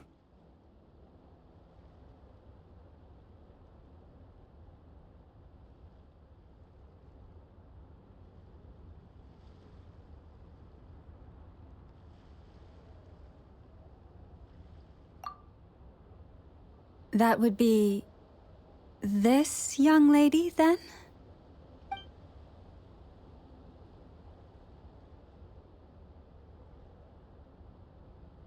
Hey there! Sorry to disturb you, but are you Miss Nicole?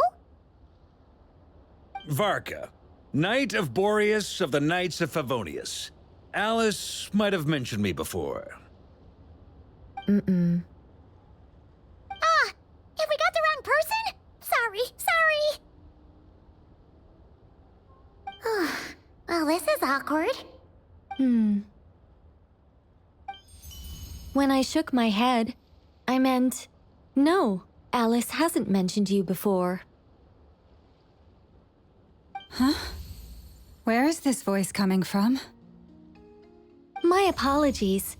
For certain reasons, I am unable to speak. This is the only way I can communicate with you.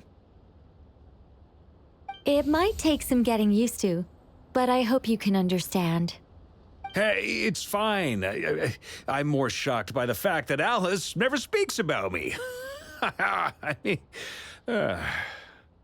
As for you two, we have crossed paths twice before, but it is nonetheless a pleasure to finally meet you.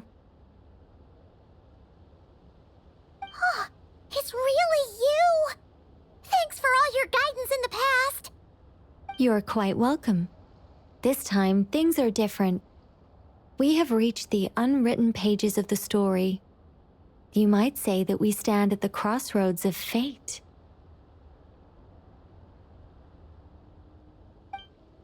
Now then, allow me to formally introduce myself. My name is... No, stop! Alice! I can't believe it! I had a whole speech prepared. I'd agonized over every single word.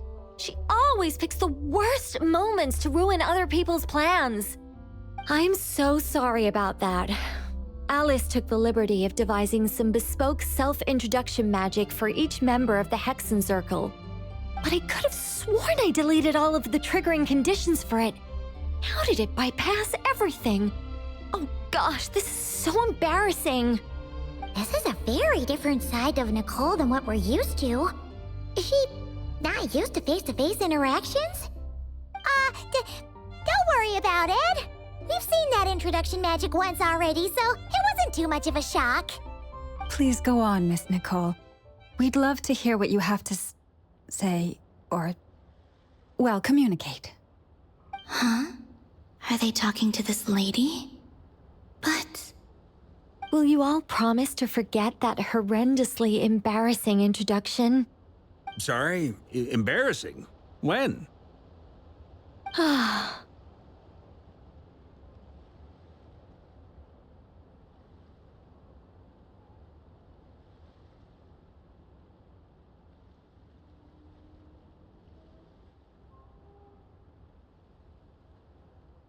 Yes, my name is Nicole, and I am one of a very few angels who have retained both their preferred form and their power. The Traveler and Paimon should be no strangers to this concept. There is another of our kind in Natlan. They call her the Lord of the Night. All right! Paimon remembers her! Yes. Well, I have retained more of my power than she. It's because I don't have a long-term duty to fulfill.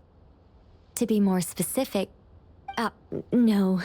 We'll be here all day if I get into the specifics. Moving on. If I'm not mistaken, you are here because you wish to learn how one might reach the moon beyond the sky. That's right. Is that something you can give us any guidance on? Yes, I do know a way. It began with the Hyperboreans, who lived after the War of Funerary Flame. Blank looks. Maybe I should start with the background of the war. Or maybe not. It shouldn't be an issue. I'll fill in the gaps for you when we have more time. Anyway, after that war ended, the three moons retreated to beyond the false sky. The Hyperboreans were humans I once aided. They accepted the civilization and creations bestowed upon them by the angels. But despite accepting many blessings of the angels, many among them still held on to their faith in the moons. They were reluctant to accept the new order, even after the War of Funerary Flame. They sought to contact the moon goddesses beyond the sky and receive their guidance. But all three had passed away by that point.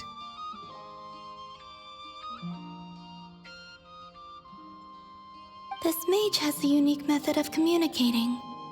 Is she talking about the moons? Yes, but they did not know. And so, still they prayed for the moon goddess's mercy.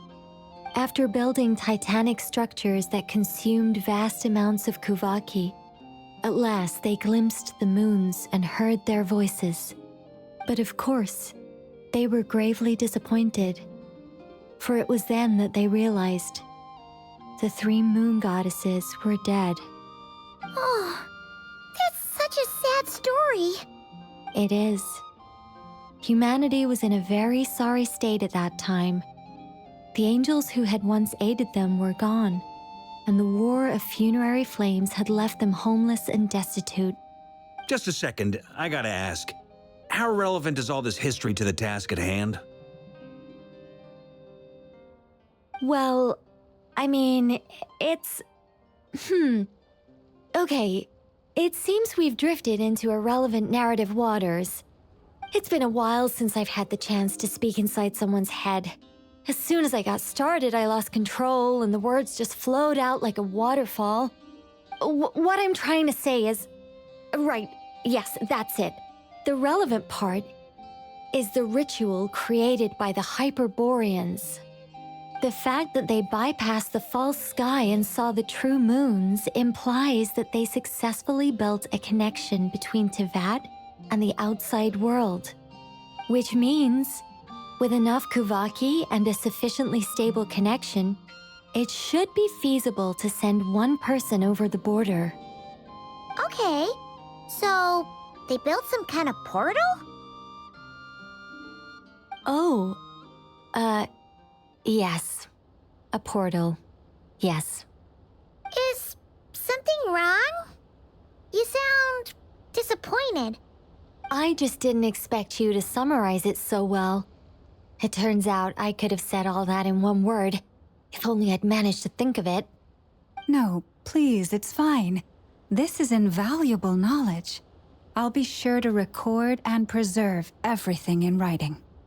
Oh, really? Well, in that case, I suppose I could backtrack and add some more detail. I did gloss over a few things so far. Whoa, whoa, whoa, time out. Let's summarize what we've got first.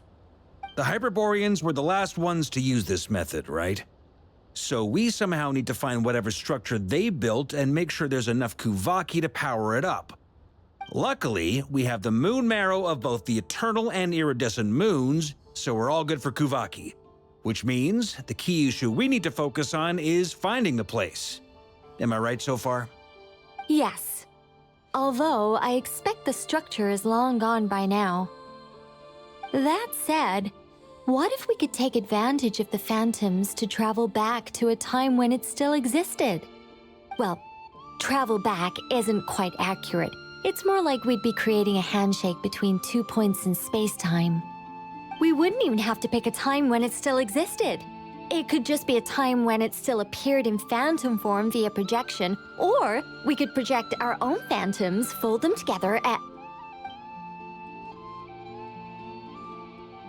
You look lost. Was that too hard to follow? Yeah, things got a little, technical there. Paimon's brain is reaching capacity. All right. Let me think about how to put this more simply. Okay, got it.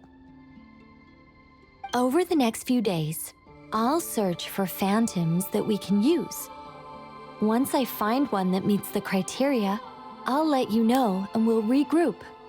By completing certain rituals, specific individuals will be able to enter the phantom and make it to the Hyperborean structure. If everything checks out and it looks feasible, we'll just need to wait for Moon Prayer Night, and we can send the Moon Goddess back home. I'm really skimping on the detail here. Is this making any sense at all? I think so. For now, we'll just wait to hear from you. Yes. Basically, yes.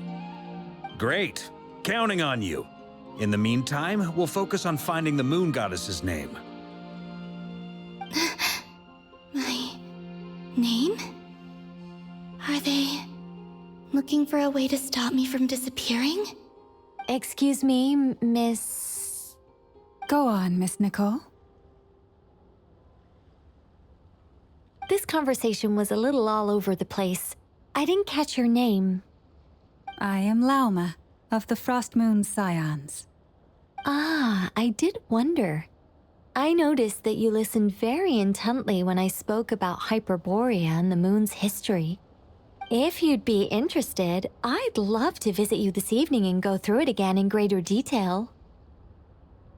Also, if you were serious about making a record, it would be too risky to simply write down the raw details as is. I would suggest some tweaks. Maybe rewrite the stories as fairy tales or fables, perhaps even prayers. Anyway, we can cross that bridge when we come to it. So, see you later then? Oh, and no need to prepare anything. Just a cup of tea will do. See ya! She seems friendly. It's just... It's so nice to find someone who's actually willing to listen. I've been dying for a chance to finally go through all this systematically from start to finish. Any longer and I'd probably start forgetting it. Now Paimon gets why Alice told us to mind our heads. What did I tell you? A lot of quirky people in Alice's orbit. Now then, the next order of business is, where do we start looking for the Moon Goddess's name? Maybe the rest of what Nicole has to say might give us some clues. Once I've heard her out, I'll summarize the salient points and share them with you all. I'm also inclined to review our other documents. Yes, our faith was first established by our Hyperborean ancestors, but many of the more factually accurate records are from after Kuthar's birth. Sounds like we're gonna follow Columbina's journey through Teyvat, huh? In that case, we'll start by heading to the Frost Moon Enclave. Sounds like a plan. Take this with you. I'll see about getting in touch with the Fatui. It'll probably just be Arlecchino and Sandroni again. They're the only ones who would want to help. Thank you, Mr. Varka. Don't mention it. Honestly, I'm more comfortable dealing with the Fatui than prying into the details of a young lady's childhood. Catch you later. I should follow them. just in case there's some way that I can help.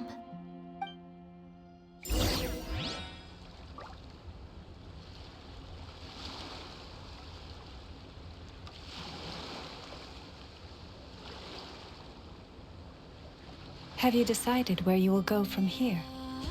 If not, why not find a patch of soft grass and rest a while?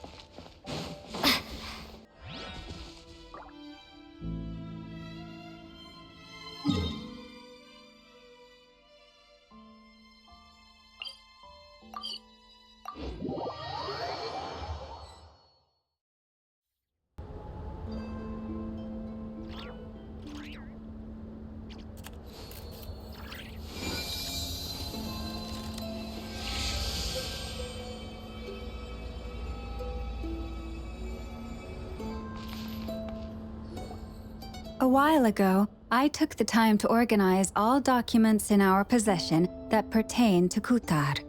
What you see here is the material I consider reliable. You're saying there's unreliable material too? Yes. Most of the information we have was transmitted through an oral tradition. Inevitably, some of her stories were mythologized and deified over the years through countless retellings. That's why I organized them into reliable and unreliable. There's no sense seeking answers in history unless we can ensure the veracity of the historical record. Makes sense. All right, let's take a look through.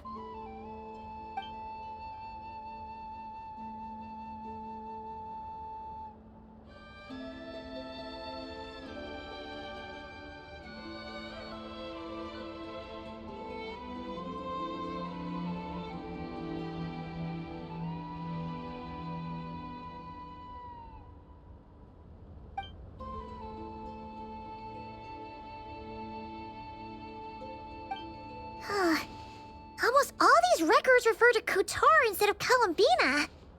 Although neither of those is her real name. Paimon's not sure what point she's trying to make. What we can gather from these records is that the Frostmoon Scions worshipped her as a god, placing impossible expectations upon her. I cannot fault them for their earnest faith, but for all their devotion, worshipping her day in, day out changed nothing. I imagine that none of it resonated with Columbina. It wouldn't surprise me if, even back then, she had already begun to reject the name Kutar and everything it represented. Lama speaks the truth. When I heard them call upon Kutar with hope and expectation in their voices, they may as well have been calling upon somebody else.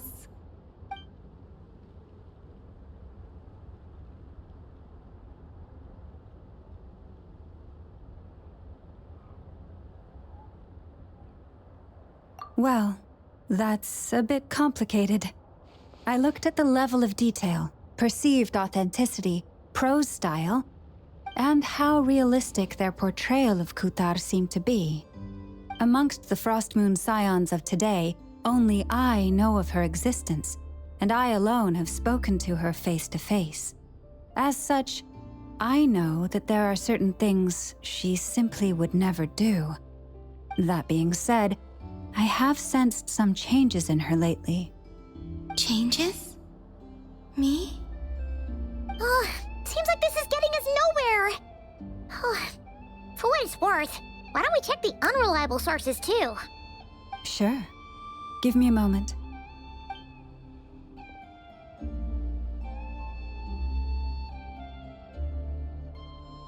Exerting but a fraction of her divine might, Kutar sheared a great mass from the snow-capped mountain and cast it into the sea. upon whose surface shone the mirror image of the moon. Thus was formed the island of Hisi. Yeah, right. That doesn't even begin to pass the sniff test. The 3 moons are naught but lies through and through. Only one moon has ever shone for us, and Kutar is her name. The vast majority of ancient texts are filled with fanciful tales like these. I trust you understand my criteria a little better now. Kutar did not speak, merely gazing into the distance in silence. And where her gaze landed, this was her prophecy. Clearly, whoever wrote this text never even met Kutar. Otherwise, they'd know that her eyes are always closed. What about you, Traveler? What are you reading? Come on, let Paimon see. The child wished to build a wooden nest with which to shield a fledgling bird from the cold. But being so young and lacking in strength, the child could not snap the branches from the trees. Kutar was passing by. Upon seeing the child, she summoned forth a Kuhenki, who built a beautiful nest for the child. I remember that. Not knowing the meaning of Kutar's divine intervention, the child dared not to respond, and thus ran home to call their parents. But Kutar was gone. The moon chanter declared the event a miracle and took the nest as a relic, placing it on high for all to see. The child was named as one favored by the goddess and was greatly respected amongst the people. Yet, no further miracles were bestowed, and this matter was forgotten in but a few years. Huh. Any thoughts after reading that? Yeah. Columbina probably just wanted to join the kid in making nests. Ah. I'd originally considered this a fabrication, because Kutar did not perform any similar actions in subsequent records. But now that I think about it, it does seem like something Columbina would do. It's just that... She didn't know how other people would interpret her actions. She was probably worried about making things difficult for people. And so, she gradually stopped joining in. Yes. Oh, that's so sad.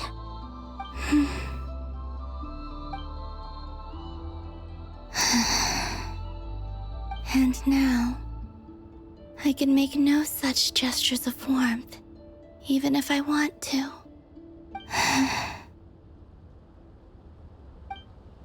Still no name. That's a bit of a shame. But we did learn some interesting stories. That's gotta count for something. Varka said he was gonna set up a meeting with Arlecchino and Sandrone, right?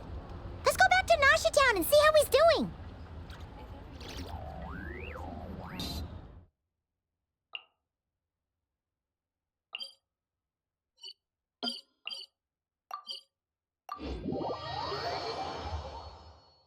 When the night is gone, and even when the sky is hidden from view, still the moon shines its light upon you. This land holds nothing but promise for adventurers from all walks of life. Wouldn't you agree?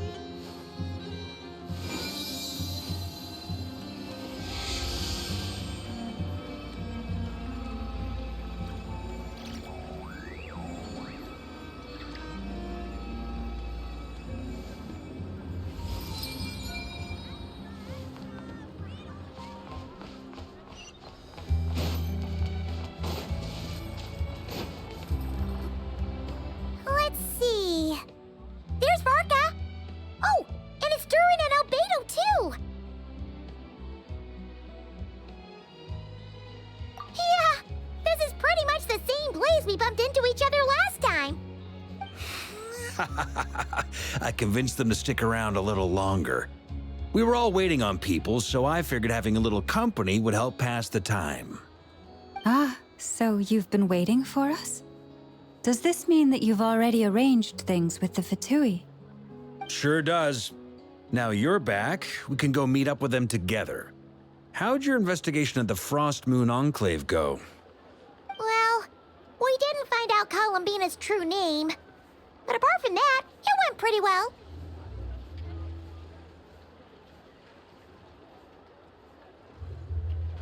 Aha, just as well that I didn't tag along then. I'm sure our moon goddess wouldn't want every man and his dog knowing all about her private life. Still, desperate times, desperate measures, I guess. Someone had to do it. So, Varka was waiting on us, but what about you two? Are you waiting for Alice? Oh, no. We already met with her. We discussed that experiment I mentioned to you last time. Oh, and she also handed me this communication device.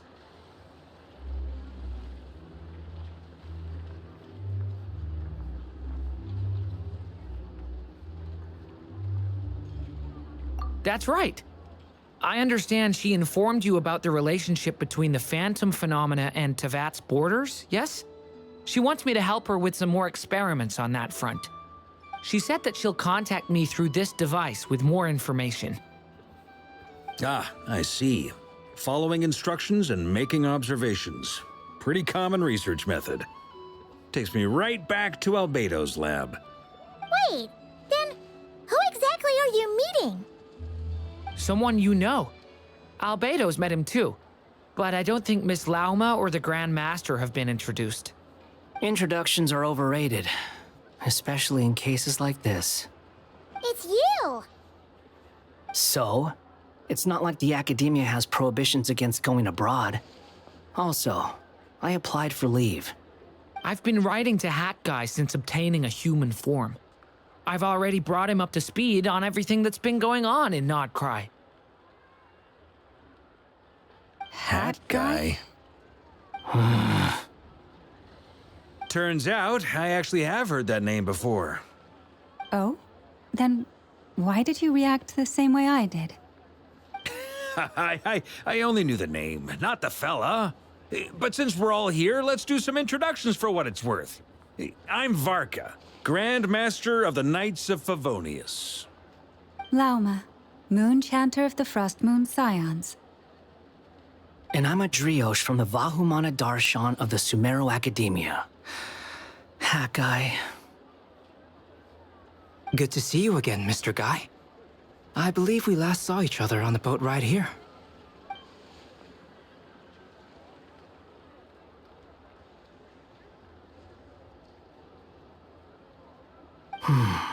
Mind you, the only reason I came here is because there's someone I want to look into. Who's that? The Doctor, also known as Dottore, second of the Fatui Harbingers.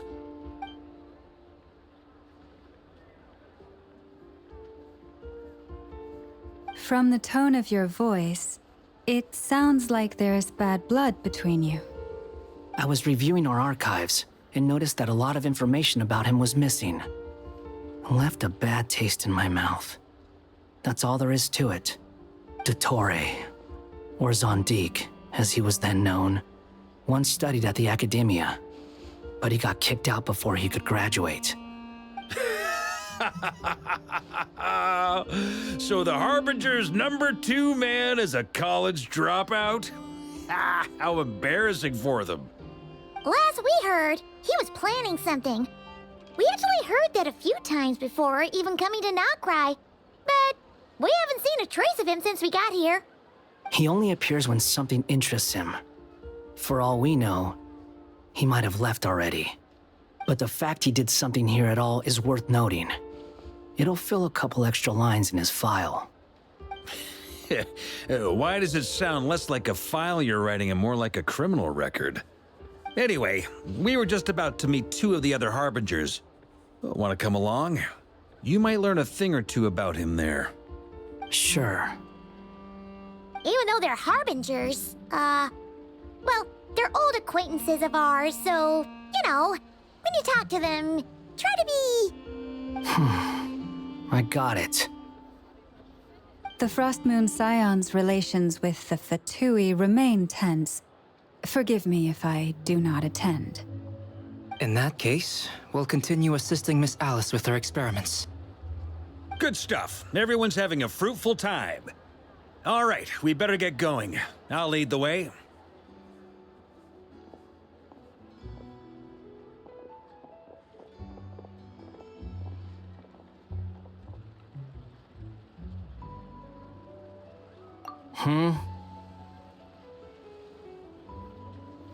Well, yeah, that's obviously part of it. But I'm not the only one who has a score to settle with him. Neither you, nor Lesser Lord Kusanali, nor I want to see him meddling with things again.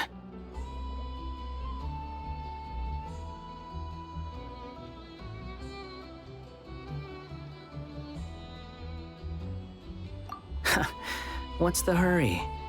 Don't worry. Pigeons always know which way home is.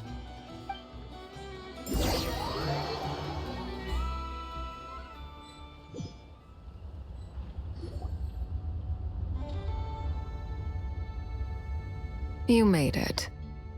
Who is this? A scholar from Sumeru. They call him Hat Guy. He's an old friend of the Travelers. Wait, this is the academia representative you wrote about? He doesn't exactly look the part. I believe this will prove my identity. You'll notice it bears the seal of the Sanctuary of Surasthana. Well, what do you know? So it does. All right then. My mistake. It's fine. I expected as much. What? So as I mentioned in my letter, the Academia's got its eyes on Dottore. But this matter remains top secret. Apart from those assisting in the investigation, the fewer people who know, the better.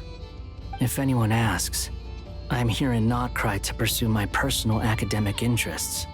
Gotta say, Marka, you did pretty well to keep all this under wraps for so long. Sounds like you got in touch with the Academia about this way back. you flatter me.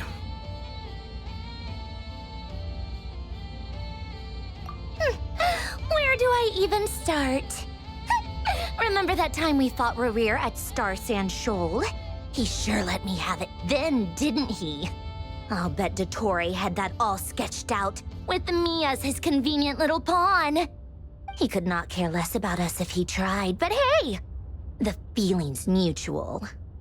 Does Dottore really strike you as the sort who values his relationships with his colleagues? Fair point. Definitely not. Which is why I always keep my guard up whenever he starts making suspicious moves. To that extent, our motivations align. On top of which, I consider you trustworthy people. Now, back on topic. In the wake of the Reikir of Solnari episode, Sandrone and I grew suspicious about Dottore's complete inaction during the entire affair. So we tried to find out what he'd been up to, but unfortunately to no avail. He never lets anyone in on his plans. The more he cares about something, the more secretive he gets. Indeed. Perhaps he believes that by keeping a low profile, he can avoid trouble. But that trick isn't going to work on his colleagues. Yeah, I mean, he's been researching the ancient moon's remnants. And he's been trying to get his paws on the moon marrows. Only an idiot would believe he doesn't have something more planned. With this in mind, I returned to Snezhnaya and relayed my thoughts to Her Majesty the Tsaritsa, entreating her to have him recalled. That's pretty direct. Did the Tsaritsa agree? Yes. I made it abundantly clear that the Fatui's business in Krai is almost concluded, and we do not need 3 harbingers in this territory. Her Majesty concurred. Accordingly, Dottore has returned at her orders. I imagine he is continuing with experiments, which no one besides he would ever have any interest in. Common sense might mean nothing to him, but he's not stupid. He knows that no good can come from opposing the Tsaritsa. Smarts alone won't get him all the way. He needs the Rooster's resources and Regrator's Mora, both of which the Tsaritsa can strip from him by waggling a finger. But doesn't he have a track record of publicly following orders while going against them in private? He probably has it down to a fine art by now. Wouldn't put it past him. We worked together on a research project once. Only briefly, but it was enough to show me that we're fundamentally different people. He has no interest in doing things methodically, stage by stage. His thoughts jump all over the place, and the moment his curiosity is satisfied, or he gets the results he wants, he disappears. The only similarity we share is that, once we set our minds on doing something, we will see it done, whatever it takes. Oh, we definitely saw some of that in your battle with Rerir. You got so competitive. Ugh, do not remind me. Then I believe we all concur. Dottore will not simply give up. Fantastic. Now this is turning into a whole day of unpleasant memories. Ugh. Are you talking about the moon marrow stuff? He also strikes me as the kind of person to disregard experimental regulations, ruin all the equipment, and go way over budget. Then leave the first person he can find to deal with the fallout. Exactly. This one time, he was running some high-temperature experiment and the substance exploded. But does he care? No. He orders his subordinates to open the device so he can observe the results, which causes the gas inside to leak out. That gas was poisonous. If I hadn't been there, who knows how many people might have died. And after all that, he left while I was still cleaning up after his mess. What a waste of time, he said. A waste of time? The nerve! He wasted my time! You've been bottling that up for a while, huh? Hat guy, I must say, you seem awfully familiar with internal Fatui affairs, especially when it comes to Dottore. Thank you, Lady Harbingers, for providing such valuable information.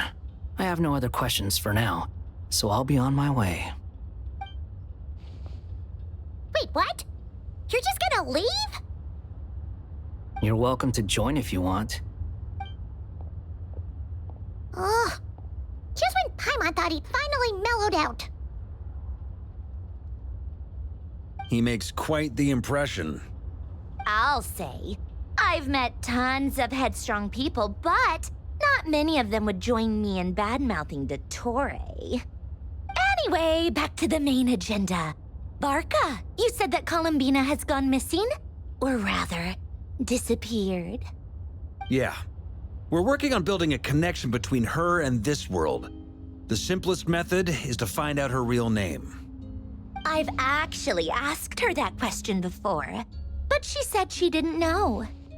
Considering our relationship, I doubt she was lying to me.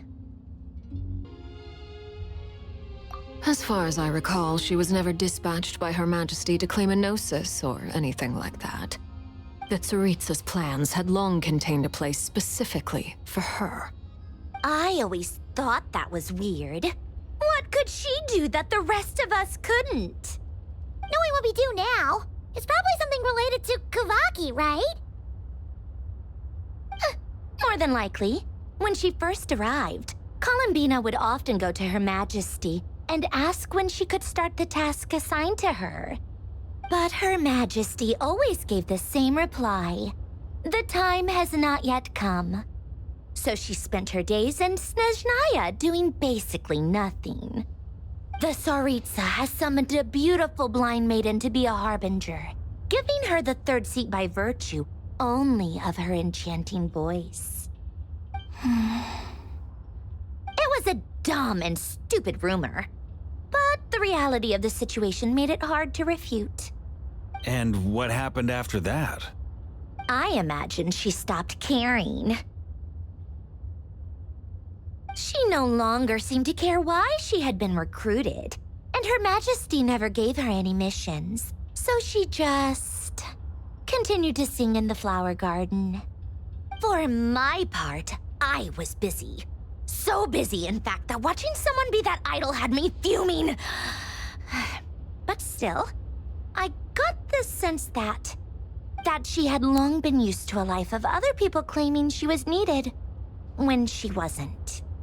I just felt that having a place to stay would cost me something eventually.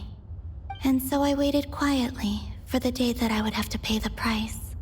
And on the other end of that spectrum, you had me. Someone once told me that I had the lousiest work and the toughest luck. That's a good way of putting it. I forget who said it, but those words have always stuck with me.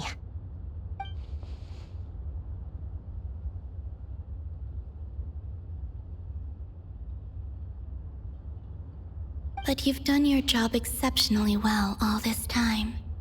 Because at heart, you are a conscientious person.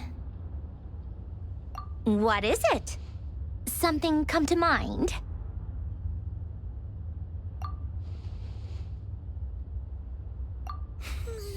That makes sense.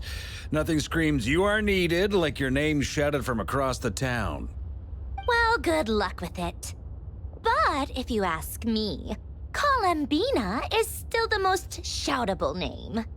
I'm just so used to it now, after all the arguments we've had. I can't be bothered trying to remember another name for her. Nor I. Sandrone. Harlequino.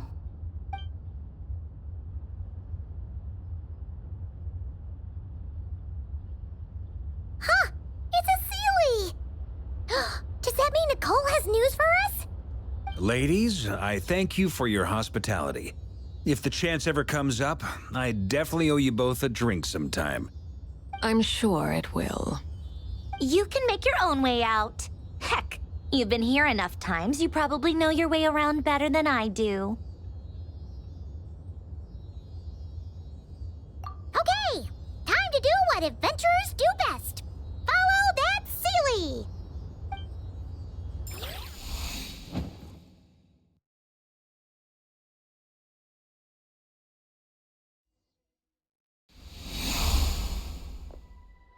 Here you are.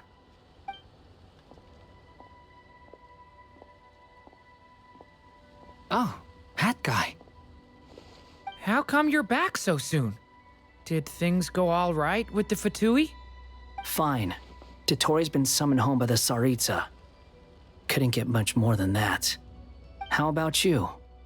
Any progress with the investigation? Unfortunately not. We've tried everything. Different phantoms, different locations, different points in history. But the results were the same each time. Abyssal monsters roaming the land. People crying out in despair, with no hope of being rescued.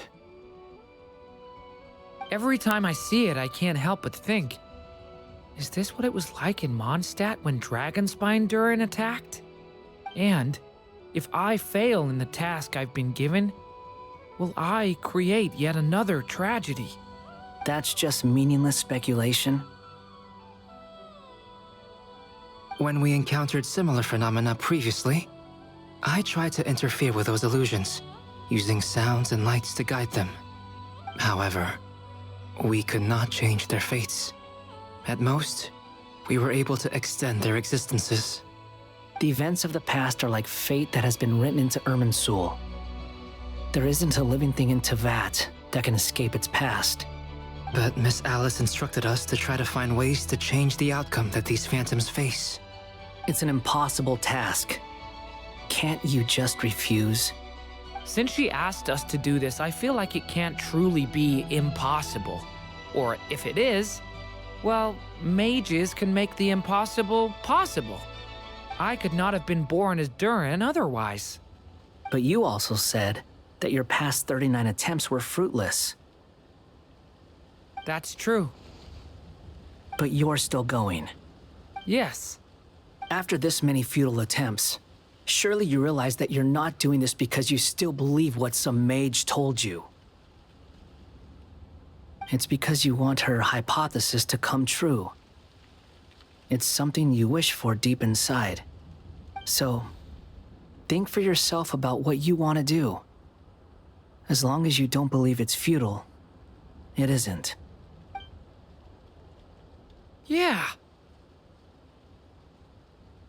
previous experience indicates that we cannot touch the phantoms, which limits the effectiveness of our interventions. If we want to clear this hurdle, we need to break this rule somehow. Same thought here. Following the same rules means repeating the same failures. Reducing ourselves to mere playthings of fate. So you mean we need to figure out a way to make contact with them despite knowing that we can't? Yes, and I suspect that's something only you are capable of. Everything in Tevat is logged in Irminsul, but the withering that once occurred in Sumeru was a sign that the great world tree was being corrupted. This corruption allowed things that should not have existed in Tevat to appear. This is tantamount to rewriting reality to an extent. You're saying abyssal power might be able to affect those phantoms? No one's ever tried it before. If you're gonna try it, it'll take courage. And you have to be confident that you can control it. Is anyone there? Has anyone seen my daughter? She's missing. I have to find her. I hear someone inside. Spargana? Are you in there? Ah! If I can use my abyssal powers to warn him that there is danger here, maybe it'll change his decision. Maybe he'll stay away. Yes. The important thing is not the nature of the power, but rather how you use it. To intimidate and obstruct. Sounds about right for the Abyss. Let me try. I should be able to influence that thing. Have you seen a little girl? What? This isn't the time for that! Just run!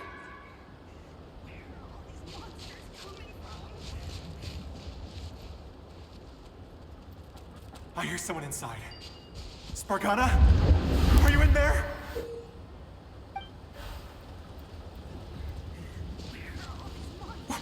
What is this? Looks dangerous. I should get out of here.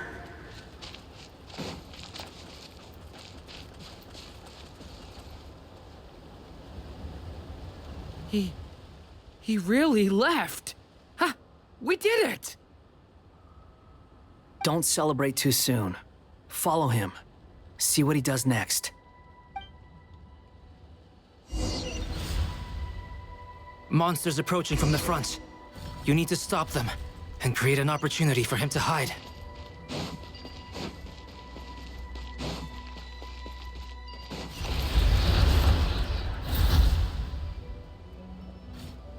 Help me!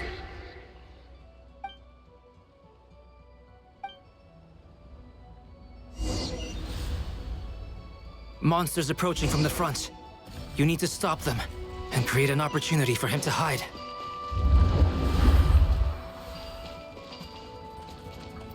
No! There's monsters ahead!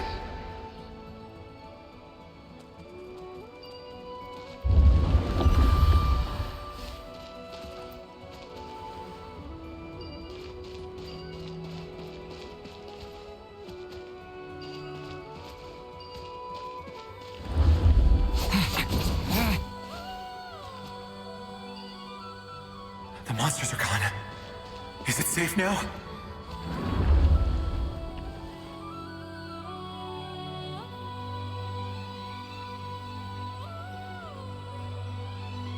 The barrier's gone too. How odd. Anyway, I guess I'll keep going. Quickly, let's keep up.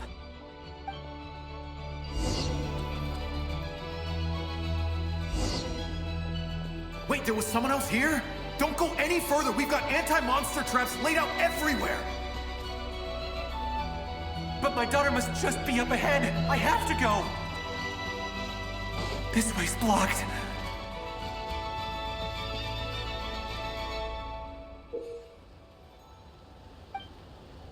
We might be able to use the explosives over there, but we need to take care not to hurt him.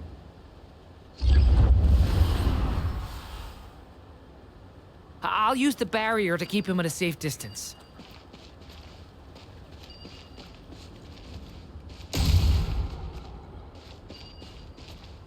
barrier seems to be helping me somehow. Hey! Hey! Wake up! Oh, no good. Gotta keep moving ahead.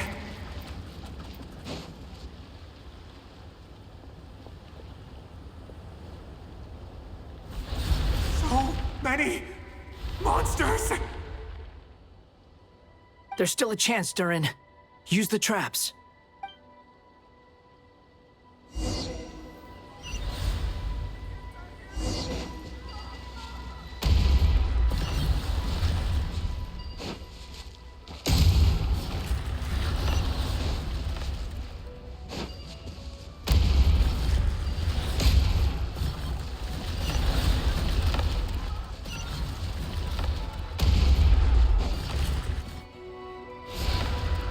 Help me!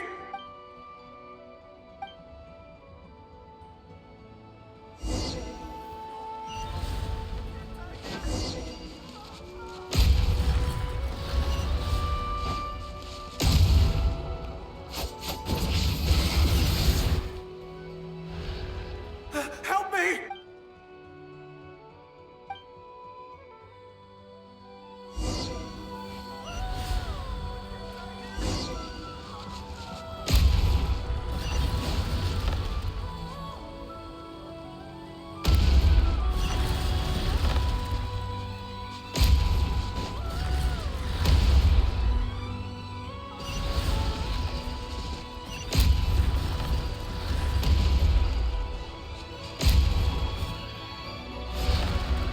Help me!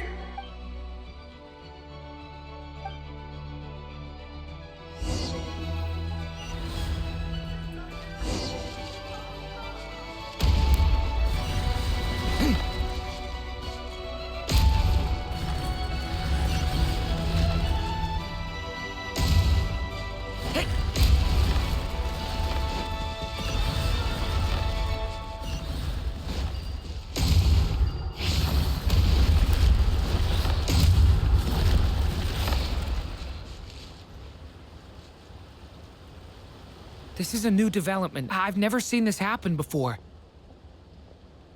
We might just be able to save this person.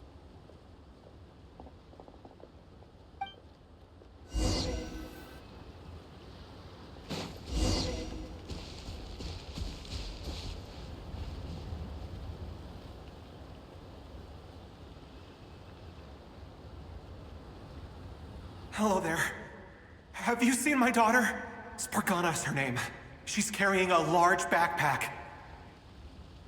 Get out while you still can, you fool. You won't find any survivors here. But I can't just leave her here. She must be so scared right now. Sorry. Wish I could help, but I haven't seen her. You'll just have to keep looking. Okay, thank you. If I do find her, I'll get her to shelter and come back for you. Don't bother. I've got nowhere left to go.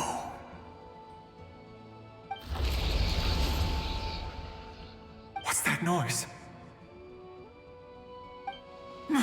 Monster! No, if he goes inside, he'll be walking into a trap. Let's try this once more. This time, we have to stop him.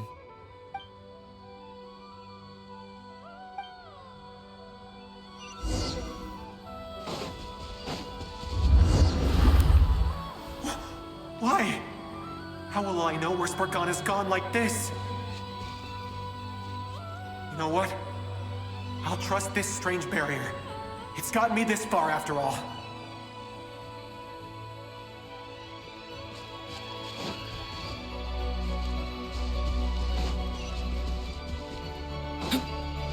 What? Spargana, are you there?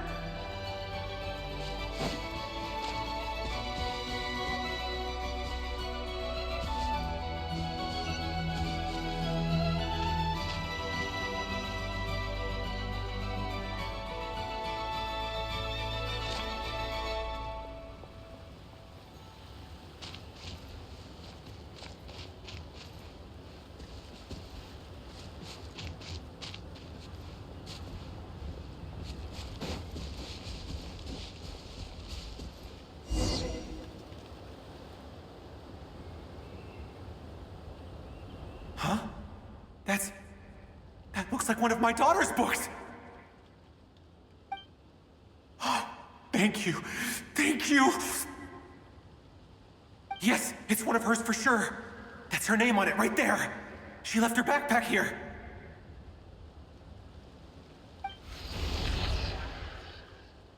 Durin, just like last time. Use the explosives.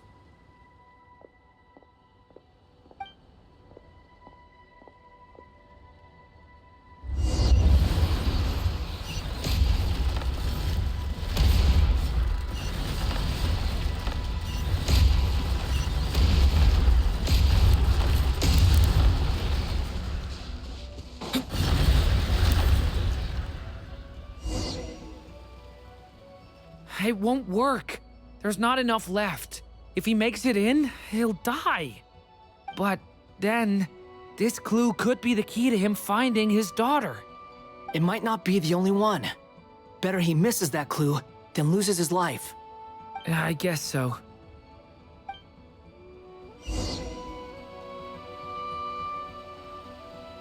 Hey, stop him, Durin.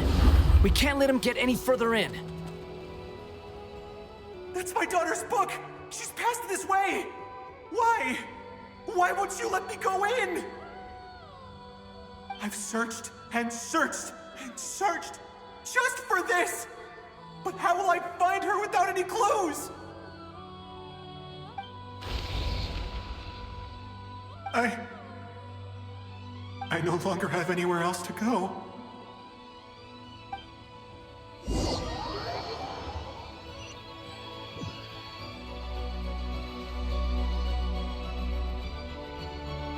I'm sorry. I'm so sorry. He refuses to go anywhere else. Whether he opens this door or not, all that awaits him now is death.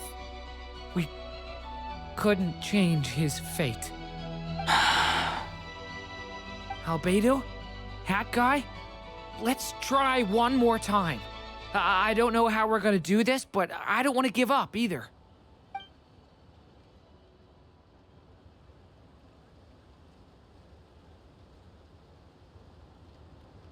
Why am I here? What's going on? All these scenes running through my head. Where are they from? Huh? What's going on? His reactions have changed. How many times have I... What's happening to me? Huh? Wait. Who are you? You can see us now? I feel like I always could, but that I only just realized you were there. I'm sorry, I don't know how to describe what I'm feeling. But you were the ones guiding me using that marked barrier, right? I haven't done anything yet, but those monsters, those deaths, they feel like memories. Like things I really did experience. I won't find my daughter. In fact, I'll ultimately die trying to find her.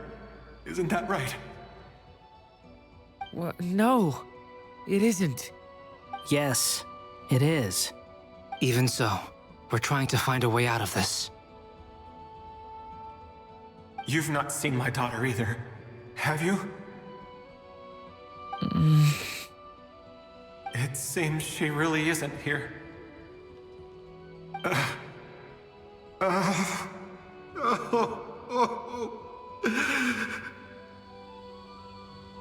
I'm sorry we couldn't help you.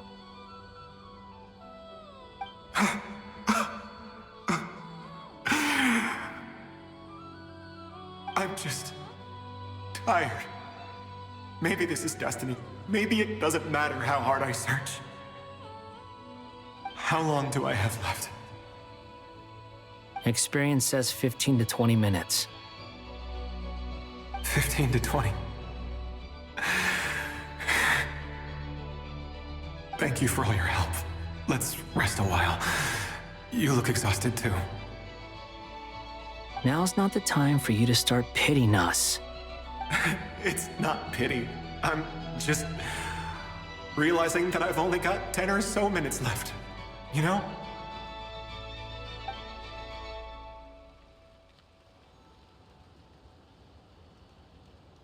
You say you're from Mondstadt, yes?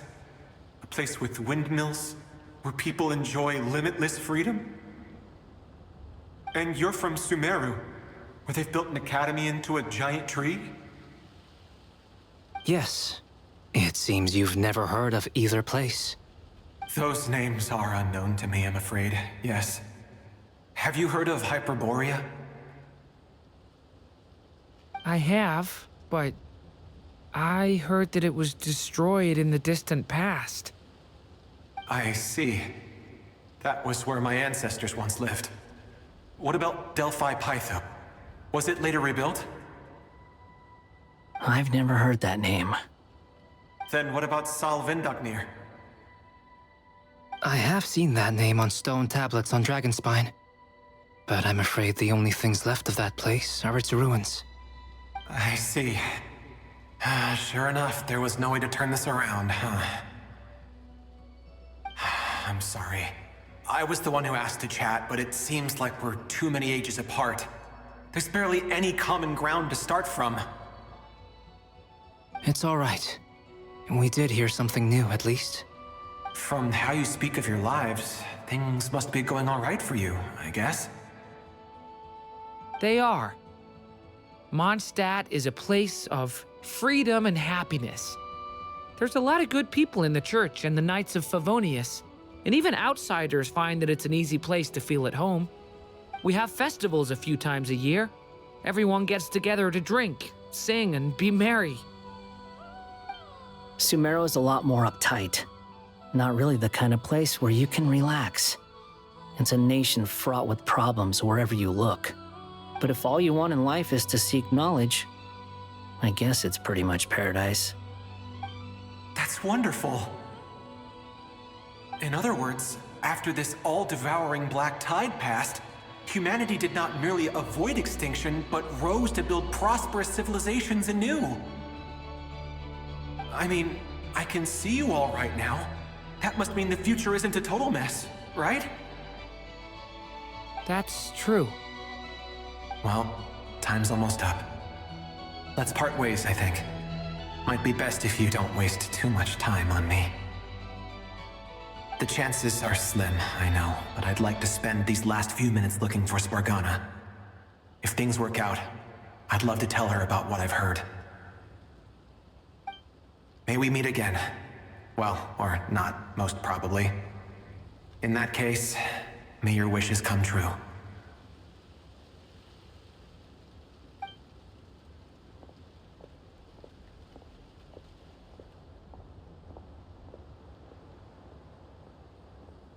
He's gone.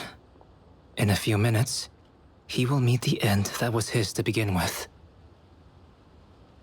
The ending of this tale did not change, but I believe that we've just made the most progress we have yet. May your wishes come true. If only it were so simple. Hat Guy, could I ask you a question?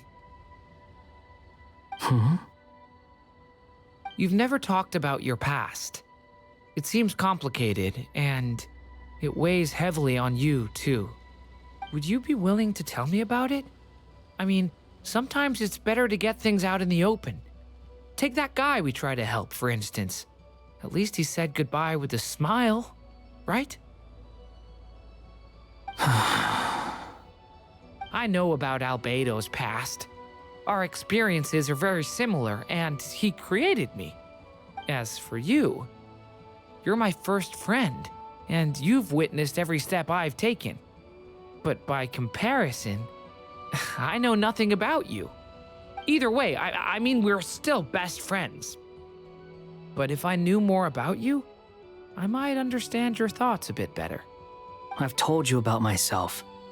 I'm a student at the academia. And what did you do before that? Prepared for the entrance exam? All right. If you really don't want to talk about it, I won't press you any further. I was a puppet built from the branches of a white tree, using technology left behind by the Conrian schools of mechanical engineering. A white tree? You mean an Irminsul tree? Yes, a branch of Irminsul that was once connected to the main tree. So you had a human creator too? Yeah, but my creator abandoned me after deciding that I was a failure. After that,